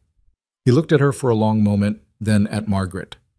She reminds me of you, he said to his aunt. Stubborn and probably going to get herself killed. I know, Mrs. Chen said. That's why we're helping her. Chen sighed. Fine, I'll testify. But I want it on record that I think this is a terrible idea. The hearing was set for the following morning. Clara dressed carefully in her best dress, the same navy cotton she'd worn the day she arrived in Silver Ridge, mended and cleaned until it looked almost respectable. She braided her hair, pinned it up, and stared at herself in the mirror. She looked tired, scared, but also determined. That would have to be enough. Miguel drove her to town in the wagon. The courthouse was already crowded when they arrived. Apparently word of the hearing had spread, and people were curious to see Ethan Calloway's wife fight for him. Sheriff Morrison led Ethan in wearing handcuffs. He looked thinner after 3 days in jail, but his eyes found Clara's immediately, and she saw relief there. The hearing began promptly at 9. Judge Palmer was exactly what Clara had expected, a portly man in his 60s with a pompous manner and a thinning hairline. He sat behind the bench like a king on a throne. Dalton's lawyer spoke first, laying out the charges. Destruction of property, trespassing, killing livestock. He painted Ethan as a desperate man, lashing out at a successful neighbor. Your Honor, the lawyer concluded, Mr. Calloway has motive and opportunity. His ranch is failing, he's in debt to my client, and he's clearly acting out of jealousy and desperation. Clara gritted her teeth through the whole speech. Then it was their turn. Margaret had helped Clara find a lawyer willing to take the case, a young man named David Porter who looked barely old enough to shave, but had a sharp mind and no fear of Dalton. Porter called Robert Chen as his first witness. The mining engineer explained his credentials, described his examination of both sites, and provided technical testimony about blast patterns and debris scatter that made the judge's eyes glaze over. In your professional opinion, Porter asked, could the damage to Mr. Dalton's fence have been caused by someone operating from outside his property? No. The blast originated from inside the fence line. The debris pattern is conclusive. So someone on Mr. Dalton's property set those charges? That's correct. Dalton's lawyer objected, calling the testimony speculative, but Palmer overruled him. Clara could see the judge wasn't happy. He clearly wanted to find for Dalton, but the evidence was too strong to ignore. Porter called Clara next. She walked to the witness stand, feeling every eye in the courtroom on her. Her hands were shaking, but she kept them folded in her lap where no one could see. Porter asked her to describe the night in question. Clara testified that Ethan had been home all evening, that they'd been working on the ranch accounts together until well past midnight, and that he'd never left the property. Dalton's lawyer cross-examined her aggressively. "Mrs. Calloway, isn't it true that you married your husband under somewhat unusual circumstances?" "I'm not sure what you mean." "You were engaged to another man, Thomas Wardell. You arrived in Silver Ridge to marry him, and within days you'd married Ethan Calloway instead. Some might find that suspicious." Clara felt heat rise in her face. "Mr. Wardell decided he didn't want to marry me. Mr. Calloway offered me employment, and yes, we eventually married. I don't see what that has to do with—" "It speaks to your character, Mrs. Calloway, and to your willingness to bend the truth when it suits you." "Objection," Porter said. "Relevance? I'm establishing that the witness has a history of deception. Palmer allowed it, and Clara had to sit there while Dalton's lawyer tore apart her credibility. By the time he finished, she felt stripped bare in front of the whole town. But she'd held her ground, hadn't broken, hadn't given him anything he could use. Porter called one more witness, Miguel, who testified that he'd checked on Ethan multiple times that night and could confirm he never left the ranch. Dalton's lawyer tried to discredit him too, implying he was lying to protect his employer, but Miguel's calm, straightforward testimony was hard to shake. Finally, Palmer called for closing arguments. Dalton's lawyer made one last attempt to paint Ethan as guilty, but it was weak. The evidence didn't support his narrative. Porter's closing was simple and direct. The blast patterns proved the charges were false. Multiple witnesses placed Ethan at his ranch when the alleged crime occurred. This was clearly an attempt by Mr. Dalton to remove a business rival under false pretenses. Palmer took exactly 10 minutes to deliberate. "I find insufficient evidence to hold Mr. Calloway on these charges," he announced. "The defendant is free to go. Case dismissed." The courtroom erupted in whispers. Clara felt dizzy with relief. Ethan was released immediately, his handcuffs removed. He crossed the courtroom to Clara, and for a moment they just stood there, neither sure what to say. Then Clara did something she'd never done before. She hugged him. It was brief, awkward, and completely improper in front of the entire town, but she didn't care. "You did it," Ethan said quietly. "You got me out. We did it, all of us." They left the courthouse together, stepping into the afternoon sun. People were staring, whispering, but Clara ignored them. Frank Dalton was waiting by his horse across the street. He looked at them with pure hatred. "This isn't over," he called out. "You hear me, Calloway? This isn't over." Ethan didn't respond, just put his hand on Clara's back and guided her toward their wagon. But Clara looked back once. Dalton was still standing there, watching them with the cold calculation of a man planning his next move. The ride back to Redstone was quiet. Ethan sat beside Clara on the wagon bench, and she could feel the tension radiating off him. The relief of being free was already fading, replaced by the grim knowledge that they'd won a battle, but the war was far from over. "Thank you," he said finally, "for everything you did. The evidence, the testimony, hiring Porter. Margaret helped with most of it, and Mrs. Chen got her nephew to come. I just connected the pieces." "You did more than that." Ethan looked at her. "You fought for me when you had no reason to, when it would have been easier to just walk away." "I had plenty of reasons." "Name one." Clara was quiet for a moment. Then she said, "Because somewhere along the way this stopped being a business arrangement, and I don't abandon my—" She paused, searching for the right word. "Your what?" Ethan asked softly. Clara met his eyes. "My partner." Something passed between them then, something that had been building for months, but neither of them had been willing to name. "Clara, don't." She looked away. "We can't. Not with everything else that's happening. We need to stay focused." "On what?" "We're still going to lose the ranch. Destroying Dalton's case doesn't change that." "Then we find another way to fight." "With what?"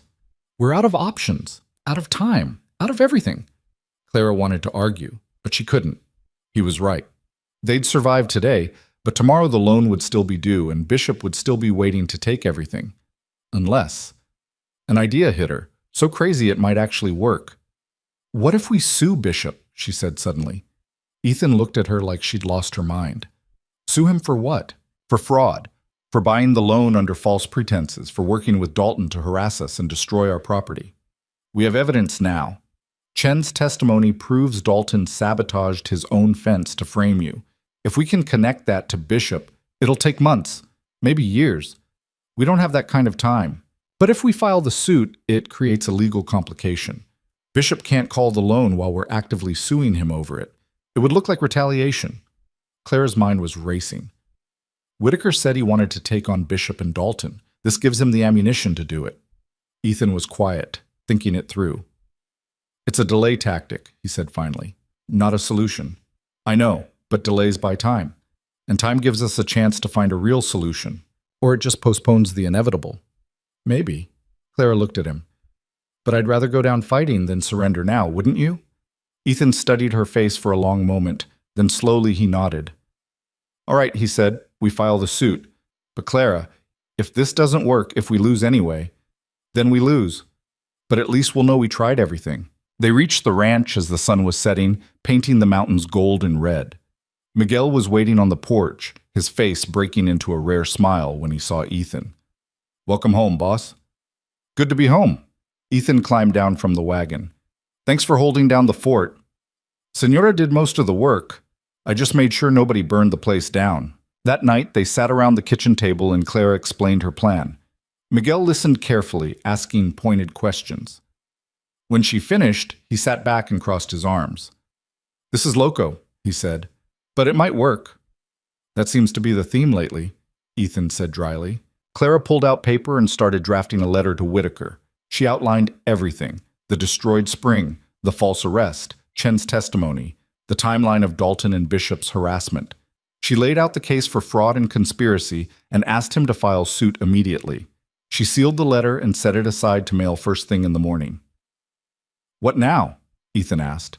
Now we wait, Clara said, and we keep working, keep improving the ranch, keep making payments, keep showing Bishop and Dalton that we're not going anywhere. And when they come at us again, then we deal with it, together. Miguel stood, stretching. I'm going to check on the horses. You two should get some rest. You look like hell. After he left, Ethan and Clara sat in silence for a while. I keep thinking about what you said, Ethan said finally, about this not being a business arrangement anymore. Clara's heart sped up. Ethan, I know we can't, not with everything else happening, but when this is over, when we either win or lose, I want... He stopped, struggling for words. I want this to be real. The marriage. Us. All of it. Clara felt something crack open in her chest. Even if we lose the ranch? She asked quietly. Even then, it's not about the ranch anymore. It's about you. She should have said no, should have kept the distance between them that had kept things simple and safe. But she was tired of being safe, tired of holding back. Okay, she said, when this is over, we'll figure out what real looks like. Ethan reached across the table and took her hand, and this time, neither of them let go. The letter went out the next morning, and then came the hardest part, waiting. Clara threw herself into the work with renewed intensity, as if staying busy could somehow control the future. She reorganized the entire household, repaired every piece of clothing that needed mending, and turned the vegetable garden into something that actually produced food, instead of just existing. Ethan and Miguel worked the cattle and repaired fences, preparing for winter that would come whether they were still there to see it or not. 3 weeks passed with no word from Whitaker, then 4. Clara started to wonder if the letter had even reached him, or if he'd read it and decided their case was hopeless after all. The answer came on a Tuesday afternoon when a stranger rode up to the ranch in a suit that looked wildly out of place against the dusty landscape. He was tall, maybe 50, with sharp eyes and the kind of confidence that came from winning more fights than he'd lost. Mrs. Calloway, he called out as Clara emerged from the house. I'm James Whitaker. Clara's heart jumped. You came. I did. Is your husband available? Ethan appeared from the barn, wiping grease from his hands. When he saw Whitaker, his expression shifted from caution to something like hope. They gathered in the kitchen, the 3 of them, while Whitaker spread papers across the table. I've been investigating your case, he said without preamble. And I found some interesting things. Stuart Bishop's acquisition of your loan wasn't entirely legal. What do you mean? Ethan asked. The bank was required to notify you before selling the note to a third party. They never did, which means the transfer might be voidable. Whitaker pulled out a document. More importantly, I've been digging into Bishop and Dalton's business dealings. They've been doing this same routine for years. Identify struggling ranches, buy up their debts, harass them into default, then acquire the property for pennies on the dollar. But they've gotten sloppy. I found 3 other ranchers willing to testify about similar tactics. Clara leaned forward. So we can prove a pattern. Exactly. It's not just harassment, it's conspiracy to defraud. And if we can prove that in court, everything they've taken could be challenged. How long would that take? Ethan's voice was careful, like he was afraid to hope too hard. Months? Maybe a year? But here's where it gets interesting. Whitaker smiled, and it wasn't a friendly expression. I've already filed preliminary motions. Bishop can't call your loan while the case is pending without it looking like retaliation, which means you've got breathing room. How much breathing room? Clara asked. Enough to actually fix your water situation and get back on solid financial ground. If you can prove the ranch is viable and you're making payments in good faith, even if we lose the lawsuit, you'll be in a much stronger negotiating position. Ethan looked at Clara, and she could see the same thought occurring to both of them. This was a chance. A real one. There's one more thing, Whitaker said. I need to be honest with you. This fight is going to get ugly. Bishop and Dalton have deep pockets and a lot of people in their corner. They're going to come at you with everything they have. Are you prepared for that? Clara thought about the barn fire, the destroyed spring, Ethan in handcuffs, about every humiliation and setback they'd already endured.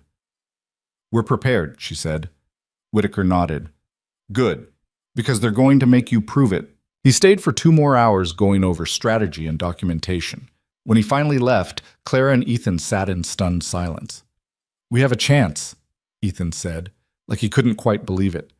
A fighting chance, Clara corrected, which is more than we had yesterday. That night they celebrated quietly, just the 3 of them, sharing a bottle of whiskey Miguel had been saving for a special occasion. They didn't get drunk, but they let themselves relax for the first time in months, talking about the future like it might actually exist. The retaliation came faster than Whitaker had predicted. 2 days later, cattle started disappearing. Not the whole herd, just enough to hurt.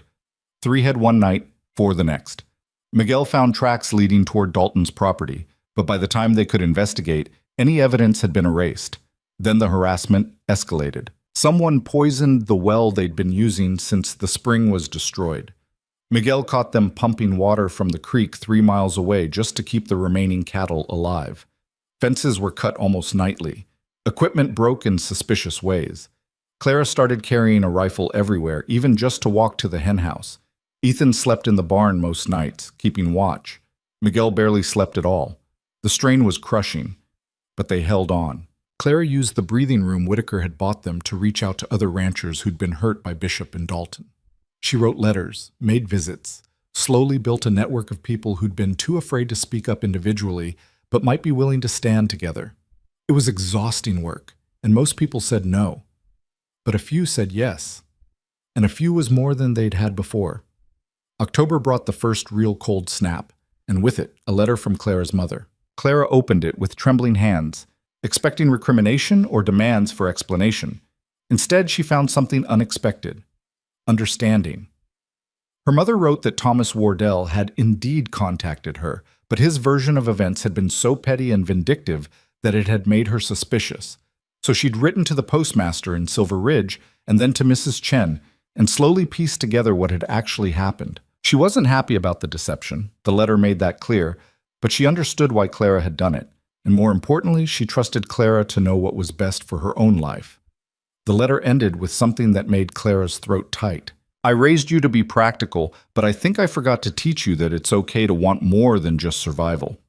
If this man makes you happy, if this life is what you truly want, then you have my blessing, even if it's messy and complicated and nothing like what we planned. Be brave, my darling, and be happy. Those aren't mutually exclusive. Clara read the letter 3 times, then tucked it carefully into the box where she kept her most precious things. That evening, she showed it to Ethan. He read it silently, then handed it back. Your mother sounds like a wise woman. She is, even when I don't want to admit it. What are you going to tell her? About us, I mean. About whether this is real or just, it's real, Clara interrupted. Maybe it started as something else, but it's real now, isn't it? Ethan looked at her for a long moment. Then he crossed the kitchen and kissed her. It wasn't their first kiss. There had been a few stolen moments over the past weeks, brief and desperate, but this was different. Slower. More deliberate. A statement rather than a question. When they broke apart, Clara was breathless. I'm going to take that as a yes, she said. That's a yes, Ethan confirmed. They stood there in the kitchen, foreheads pressed together, while the lamp burned low, and outside the world kept trying to tear them apart. But inside, in this moment, they were solid. The town's annual harvest celebration fell on the first Saturday of November. It was Silver Ridge's biggest event. A whole day of competitions and music and dancing, everyone coming together before winter locked them all away. Clara had been dreading it, knowing that showing up meant facing the whole town's judgment, but Ethan had insisted. We're not hiding, he'd said. We're not giving them the satisfaction of thinking they've broken us. So Clara put on her best dress, the one Mrs. Chen had helped her make from fabric they could barely afford, and let Ethan help her into the wagon. The town square was packed when they arrived. Tables full of food, musicians tuning instruments, children running wild between the adults. It should have felt festive, but Clara could feel the tension in the air. People were watching them. Thomas Wardell was there, standing near the beer tent with a blonde woman on his arm. When he saw Clara, something ugly crossed his face. Ignore him, Ethan murmured. I intend to. They made their way through the crowd, stopping to talk to the few people who were friendly. Mrs. Chen and her family, Margaret Trent, a handful of ranchers who'd agreed to testify for Whitaker. But most people kept their distance, uncertain which side to take in a fight that was becoming increasingly public. Clara was sampling Mrs. Chen's dumplings when she heard raised voices. She turned to see Frank Dalton pushing through the crowd, his face red with anger or drink or both. He was heading straight for them. Calloway, he bellowed, you got some nerve showing your face here. The crowd went silent. Everyone turned to watch. Ethan stood slowly, positioning himself between Dalton and Clara. Frank, you're drunk. I'm clear-headed enough to know a cheat when I see one. You and your lawyer, trying to paint me as the bad guy when all I've done is try to collect on legitimate debts. Legitimate debts you bought specifically to drive us out. Dalton's eyes were mean. You can't prove that. Actually, we can. Clara stepped around Ethan before he could stop her. We have testimony from 4 other ranchers you did the exact same thing to. We have evidence of property destruction. We have... You have nothing, Dalton interrupted. You're a jumped-up mail-order bride playing at being a rancher. You don't belong here and everyone knows it. The crowd murmured. Clara felt humiliation wash over her, but she held her ground. You're right, she said clearly. I don't belong here. I wasn't born here. I don't have deep roots or family connections. I'm just a woman who was rejected by one man and took a chance on another. She paused. But I've worked this land for 6 months now. I've bled for it, fought for it, nearly lost everything for it.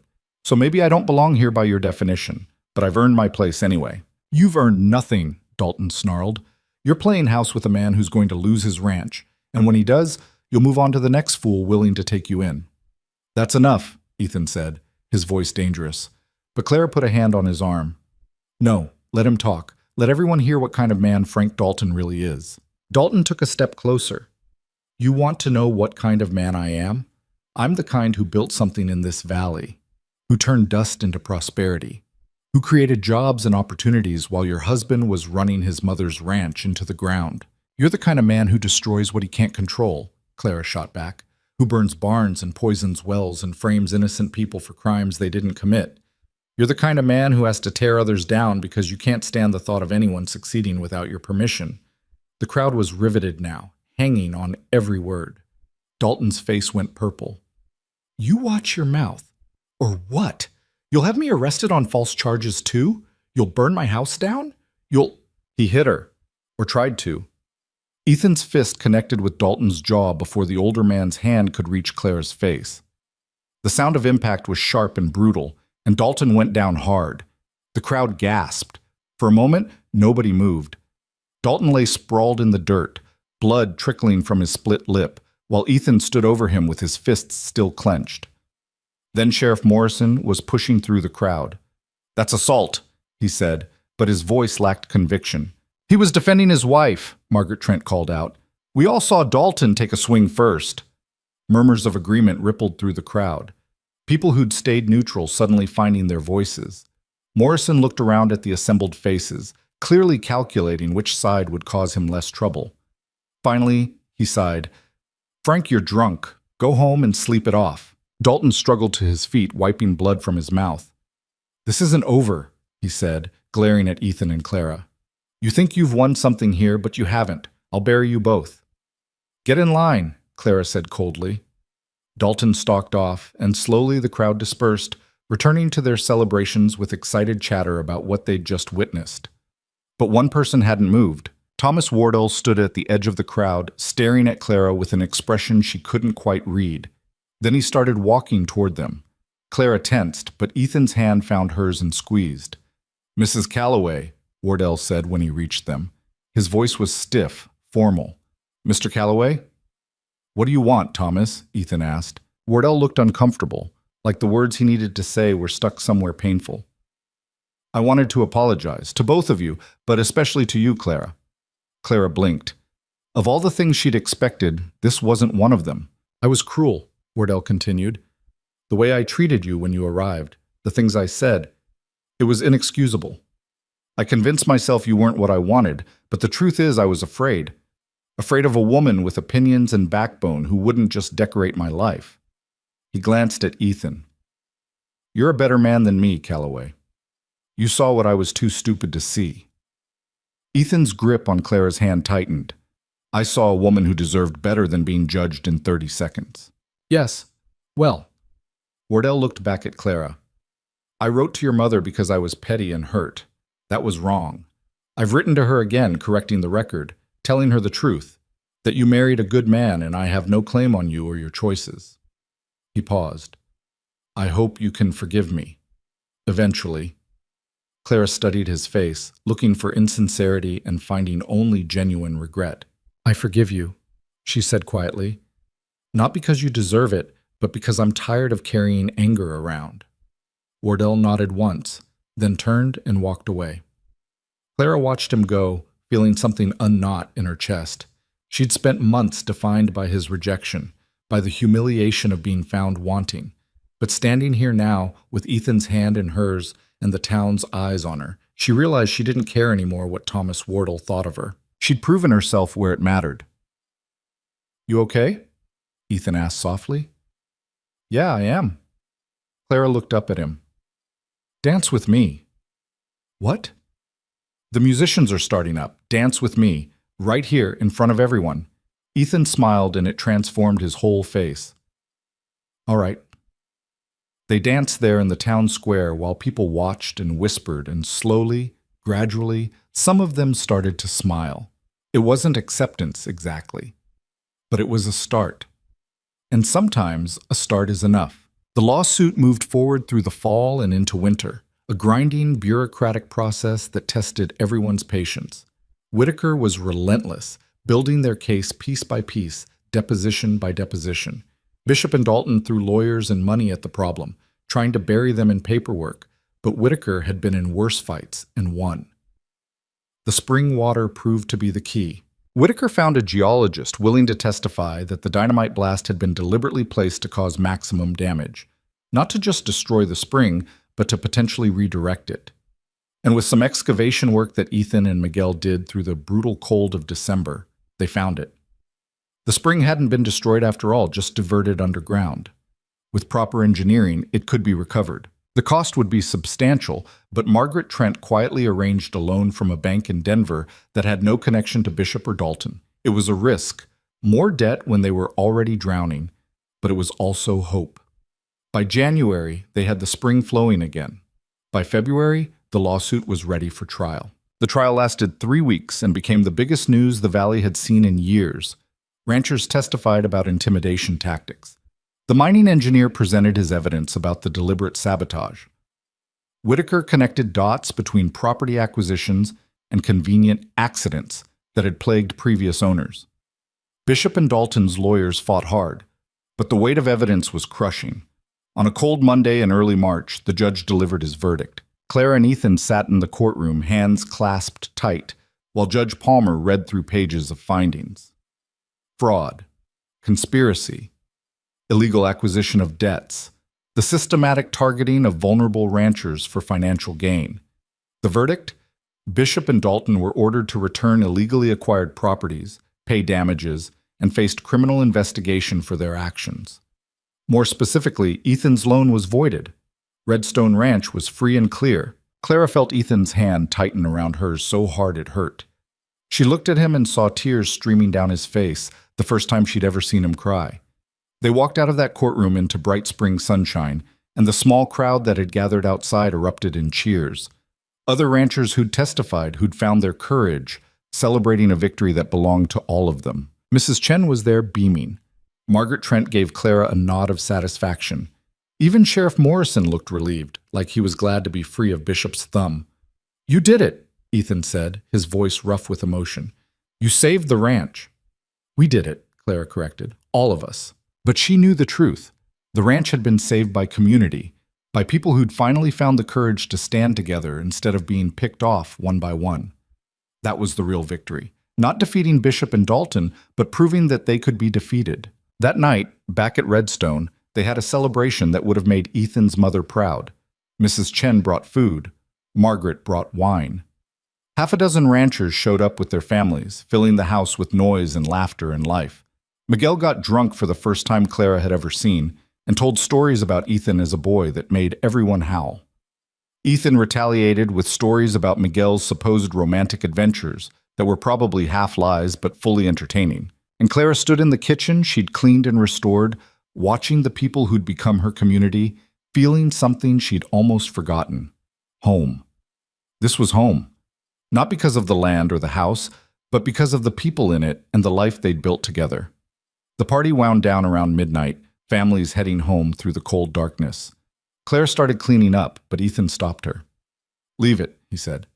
"It'll still be there tomorrow." They walked outside together, standing on the porch and looking out at the ranch that was finally, truly theirs. "I keep thinking I should feel different," Ethan said.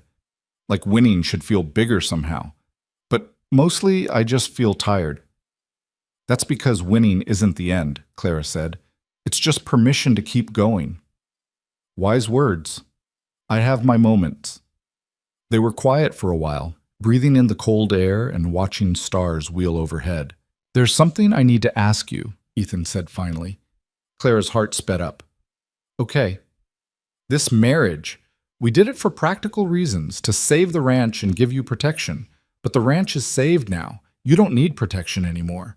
You could leave if you wanted to, go back east, start fresh somewhere, be free of all this." "Is that what you want?" Claire's voice was careful. "For me to leave?" "No." The word was immediate and fierce. "But I need to know you're staying because you want to, not because you feel obligated." Clara turned to face him fully. "Ethan Calloway, I crossed half a country to marry a stranger, got rejected on a train platform, and ended up on your porch with nothing but a suitcase and stubbornness. Every day since then, I could have left. Could have gone back, found something easier, chosen safety over this mess." She took his hands. "I stayed because this mess is mine. Because you're mine. Because somewhere between cleaning your disaster of a kitchen and threatening Frank Dalton in public, I fell in love with you." Ethan pulled her close, resting his forehead against hers. "I fell in love with you the night you stood in my kitchen covered in grease and determined to fix everything. I just didn't know what to do about it. And now? Now I want to marry you, really marry you, not a courthouse signature or a business arrangement. A real wedding with real vows and everyone knowing this is forever." Clara laughed, the sound bright in the cold air. "We're already married. Then we'll get married again. Do it right this time." "All right, but I'm not wearing white. Everyone knows that ship has sailed." "Wear whatever you want. Just say yes." "Yes." They kissed there on the porch while the ranch slept around them. Two people who'd built something real out of desperation and determination and the stubborn refusal to give up. The wedding happened in June, when the valley was green and the spring ran clear. It was simple, just friends and neighbors gathered at Redstone, Miguel officiating with a mixture of solemnity and barely suppressed amusement. Mrs. Chen made enough food to feed half the territory. Margaret gave Clara away since her mother's health prevented the journey west. Clara wore blue, a dress she'd made herself, practical and beautiful in equal measure.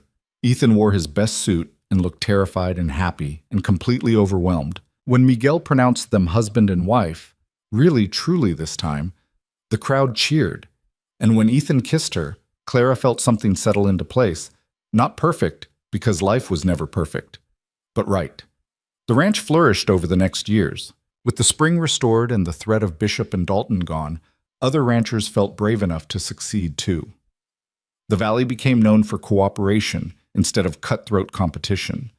Water-sharing agreements, collective bargaining for supplies, neighbors helping neighbors instead of tearing each other down. Clara became something of a legend, the woman who'd stood up to the valley's tyrants and won. People came to her for advice on business, on negotiations, on how to fight when fighting seemed hopeless. She helped where she could, always remembering what it felt like to be powerless and alone. Miguel stayed on, becoming family in all the ways that mattered. He taught Ethan's and Clara's daughter, born 2 years after the wedding, how to ride before she could properly walk. He told her stories about her grandmother, keeping that memory alive. Thomas Wardell eventually married his blonde companion and ran his mercantile with moderate success. He and Ethan would never be friends, but they managed civil nodding when they passed in town. Clara suspected that was about as good as it would get, and she was fine with that.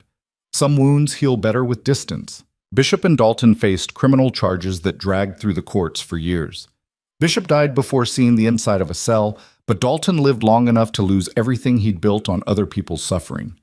Clara tried to feel satisfaction in his downfall, but mostly just felt tired. Revenge, it turned out, was less sweet than simply outlasting your enemies. On a warm evening, 10 years after Clara had stepped off that train in Silver Ridge, she sat on the porch with Ethan while their daughter chased fireflies in the yard. Miguel was inside making dinner, grumbling about something in Spanish that probably involved Ethan's ability to properly season meat. "You ever think about how different things could have been?" Ethan asked. "If Wardell had actually married you, if I hadn't offered you that job." "Sometimes," Clara admitted, "but not as often as I used to. After a while, the life you didn't live stops mattering as much as the one you did." "That's very philosophical." "I contain multitudes," Clara smiled. "Besides, I like this life, even with all the hard parts. Even with the constant work and the never-ending repairs and Miguel's cooking. Especially those things. They mean we're still here, still fighting, still building." Their daughter ran up to the porch, breathless and laughing, holding a jar with 3 captured fireflies. "Look what I got!" "That's wonderful, sweetheart," Clara said. "But you have to let them go before bed. They need to get home to their families." "Like you came home to Papa?" Clara and Ethan exchanged a glance. "Something like that," Clara said, though it was a bit more complicated. "Mama says everything with grown-ups is complicated," the girl said wisely. "Your mama is very smart." The girl released the fireflies and watched them drift away into the dusk, tiny lights disappearing into darkness. Then she ran back inside to see what Miguel was making, her voice carrying through the open door demanding to help. "She's going to be a handful," Ethan observed. "She comes by it honestly." They sat in comfortable silence while the stars emerged and the night settled around them. Inside, Miguel and their daughter were arguing cheerfully about whether you could put too much garlic in anything. The house glowed with lamplight and warmth and the particular chaos of a family that had chosen each other. "You know what I think?" Clara said eventually. "What's that?" "I think rejection was the best thing that ever happened to me. Not because it didn't hurt, it did, but because it forced me to make my own choices instead of following someone else's plan. It made me fight for something instead of just accepting what I was given." Ethan took her hand. "You would have been fine either way. You're too stubborn to be anything else. Maybe. But I wouldn't have been happy. Wouldn't have been this." She gestured at the ranch, the house, the life they'd built. "Sometimes the worst thing that happens to you is actually the door opening to everything you needed. You really do contain multitudes." Clara laughed and leaned against him, watching the mountains fade into darkness, while inside their daughter's voice rose in triumph. Apparently she'd won the garlic argument. This wasn't the life she'd planned when she'd boarded that train all those years ago. It was harder, messier, more complicated than anything she'd imagined. But it was also fuller, richer, more completely hers. And in the end, that was worth more than any safe, expected, approved of life could ever be. Sometimes you have to lose the future you wanted to find the one you needed. Sometimes rejection is redirection. And sometimes the person who turns you away is actually pushing you toward exactly where you were meant to be all along. Clara had learned that the hard way, through fire and loss and the kind of fighting that leaves scars. But she'd learned it, and she'd teach it to her daughter, who would face her own rejections and redirections someday. The difference was, her daughter would know something Clara hadn't known on that platform in Silver Ridge, that your worth isn't determined by who wants you. It's determined by what you do when nobody does, by how you build when everything's broken, by who you choose to become when all your plans fall apart. Clara Calloway, formerly Whitmore, briefly almost Wardell, had built herself into someone who didn't need permission to exist, who didn't need approval to matter, who took rejection and transformed it into the foundation of something unshakable. And every morning when she woke up in that ranch house, in the life she'd fought for, beside the man she'd chosen and who'd chosen her back, she knew with absolute certainty that she'd ended up exactly where she belonged. Not because it was easy, but because it was real.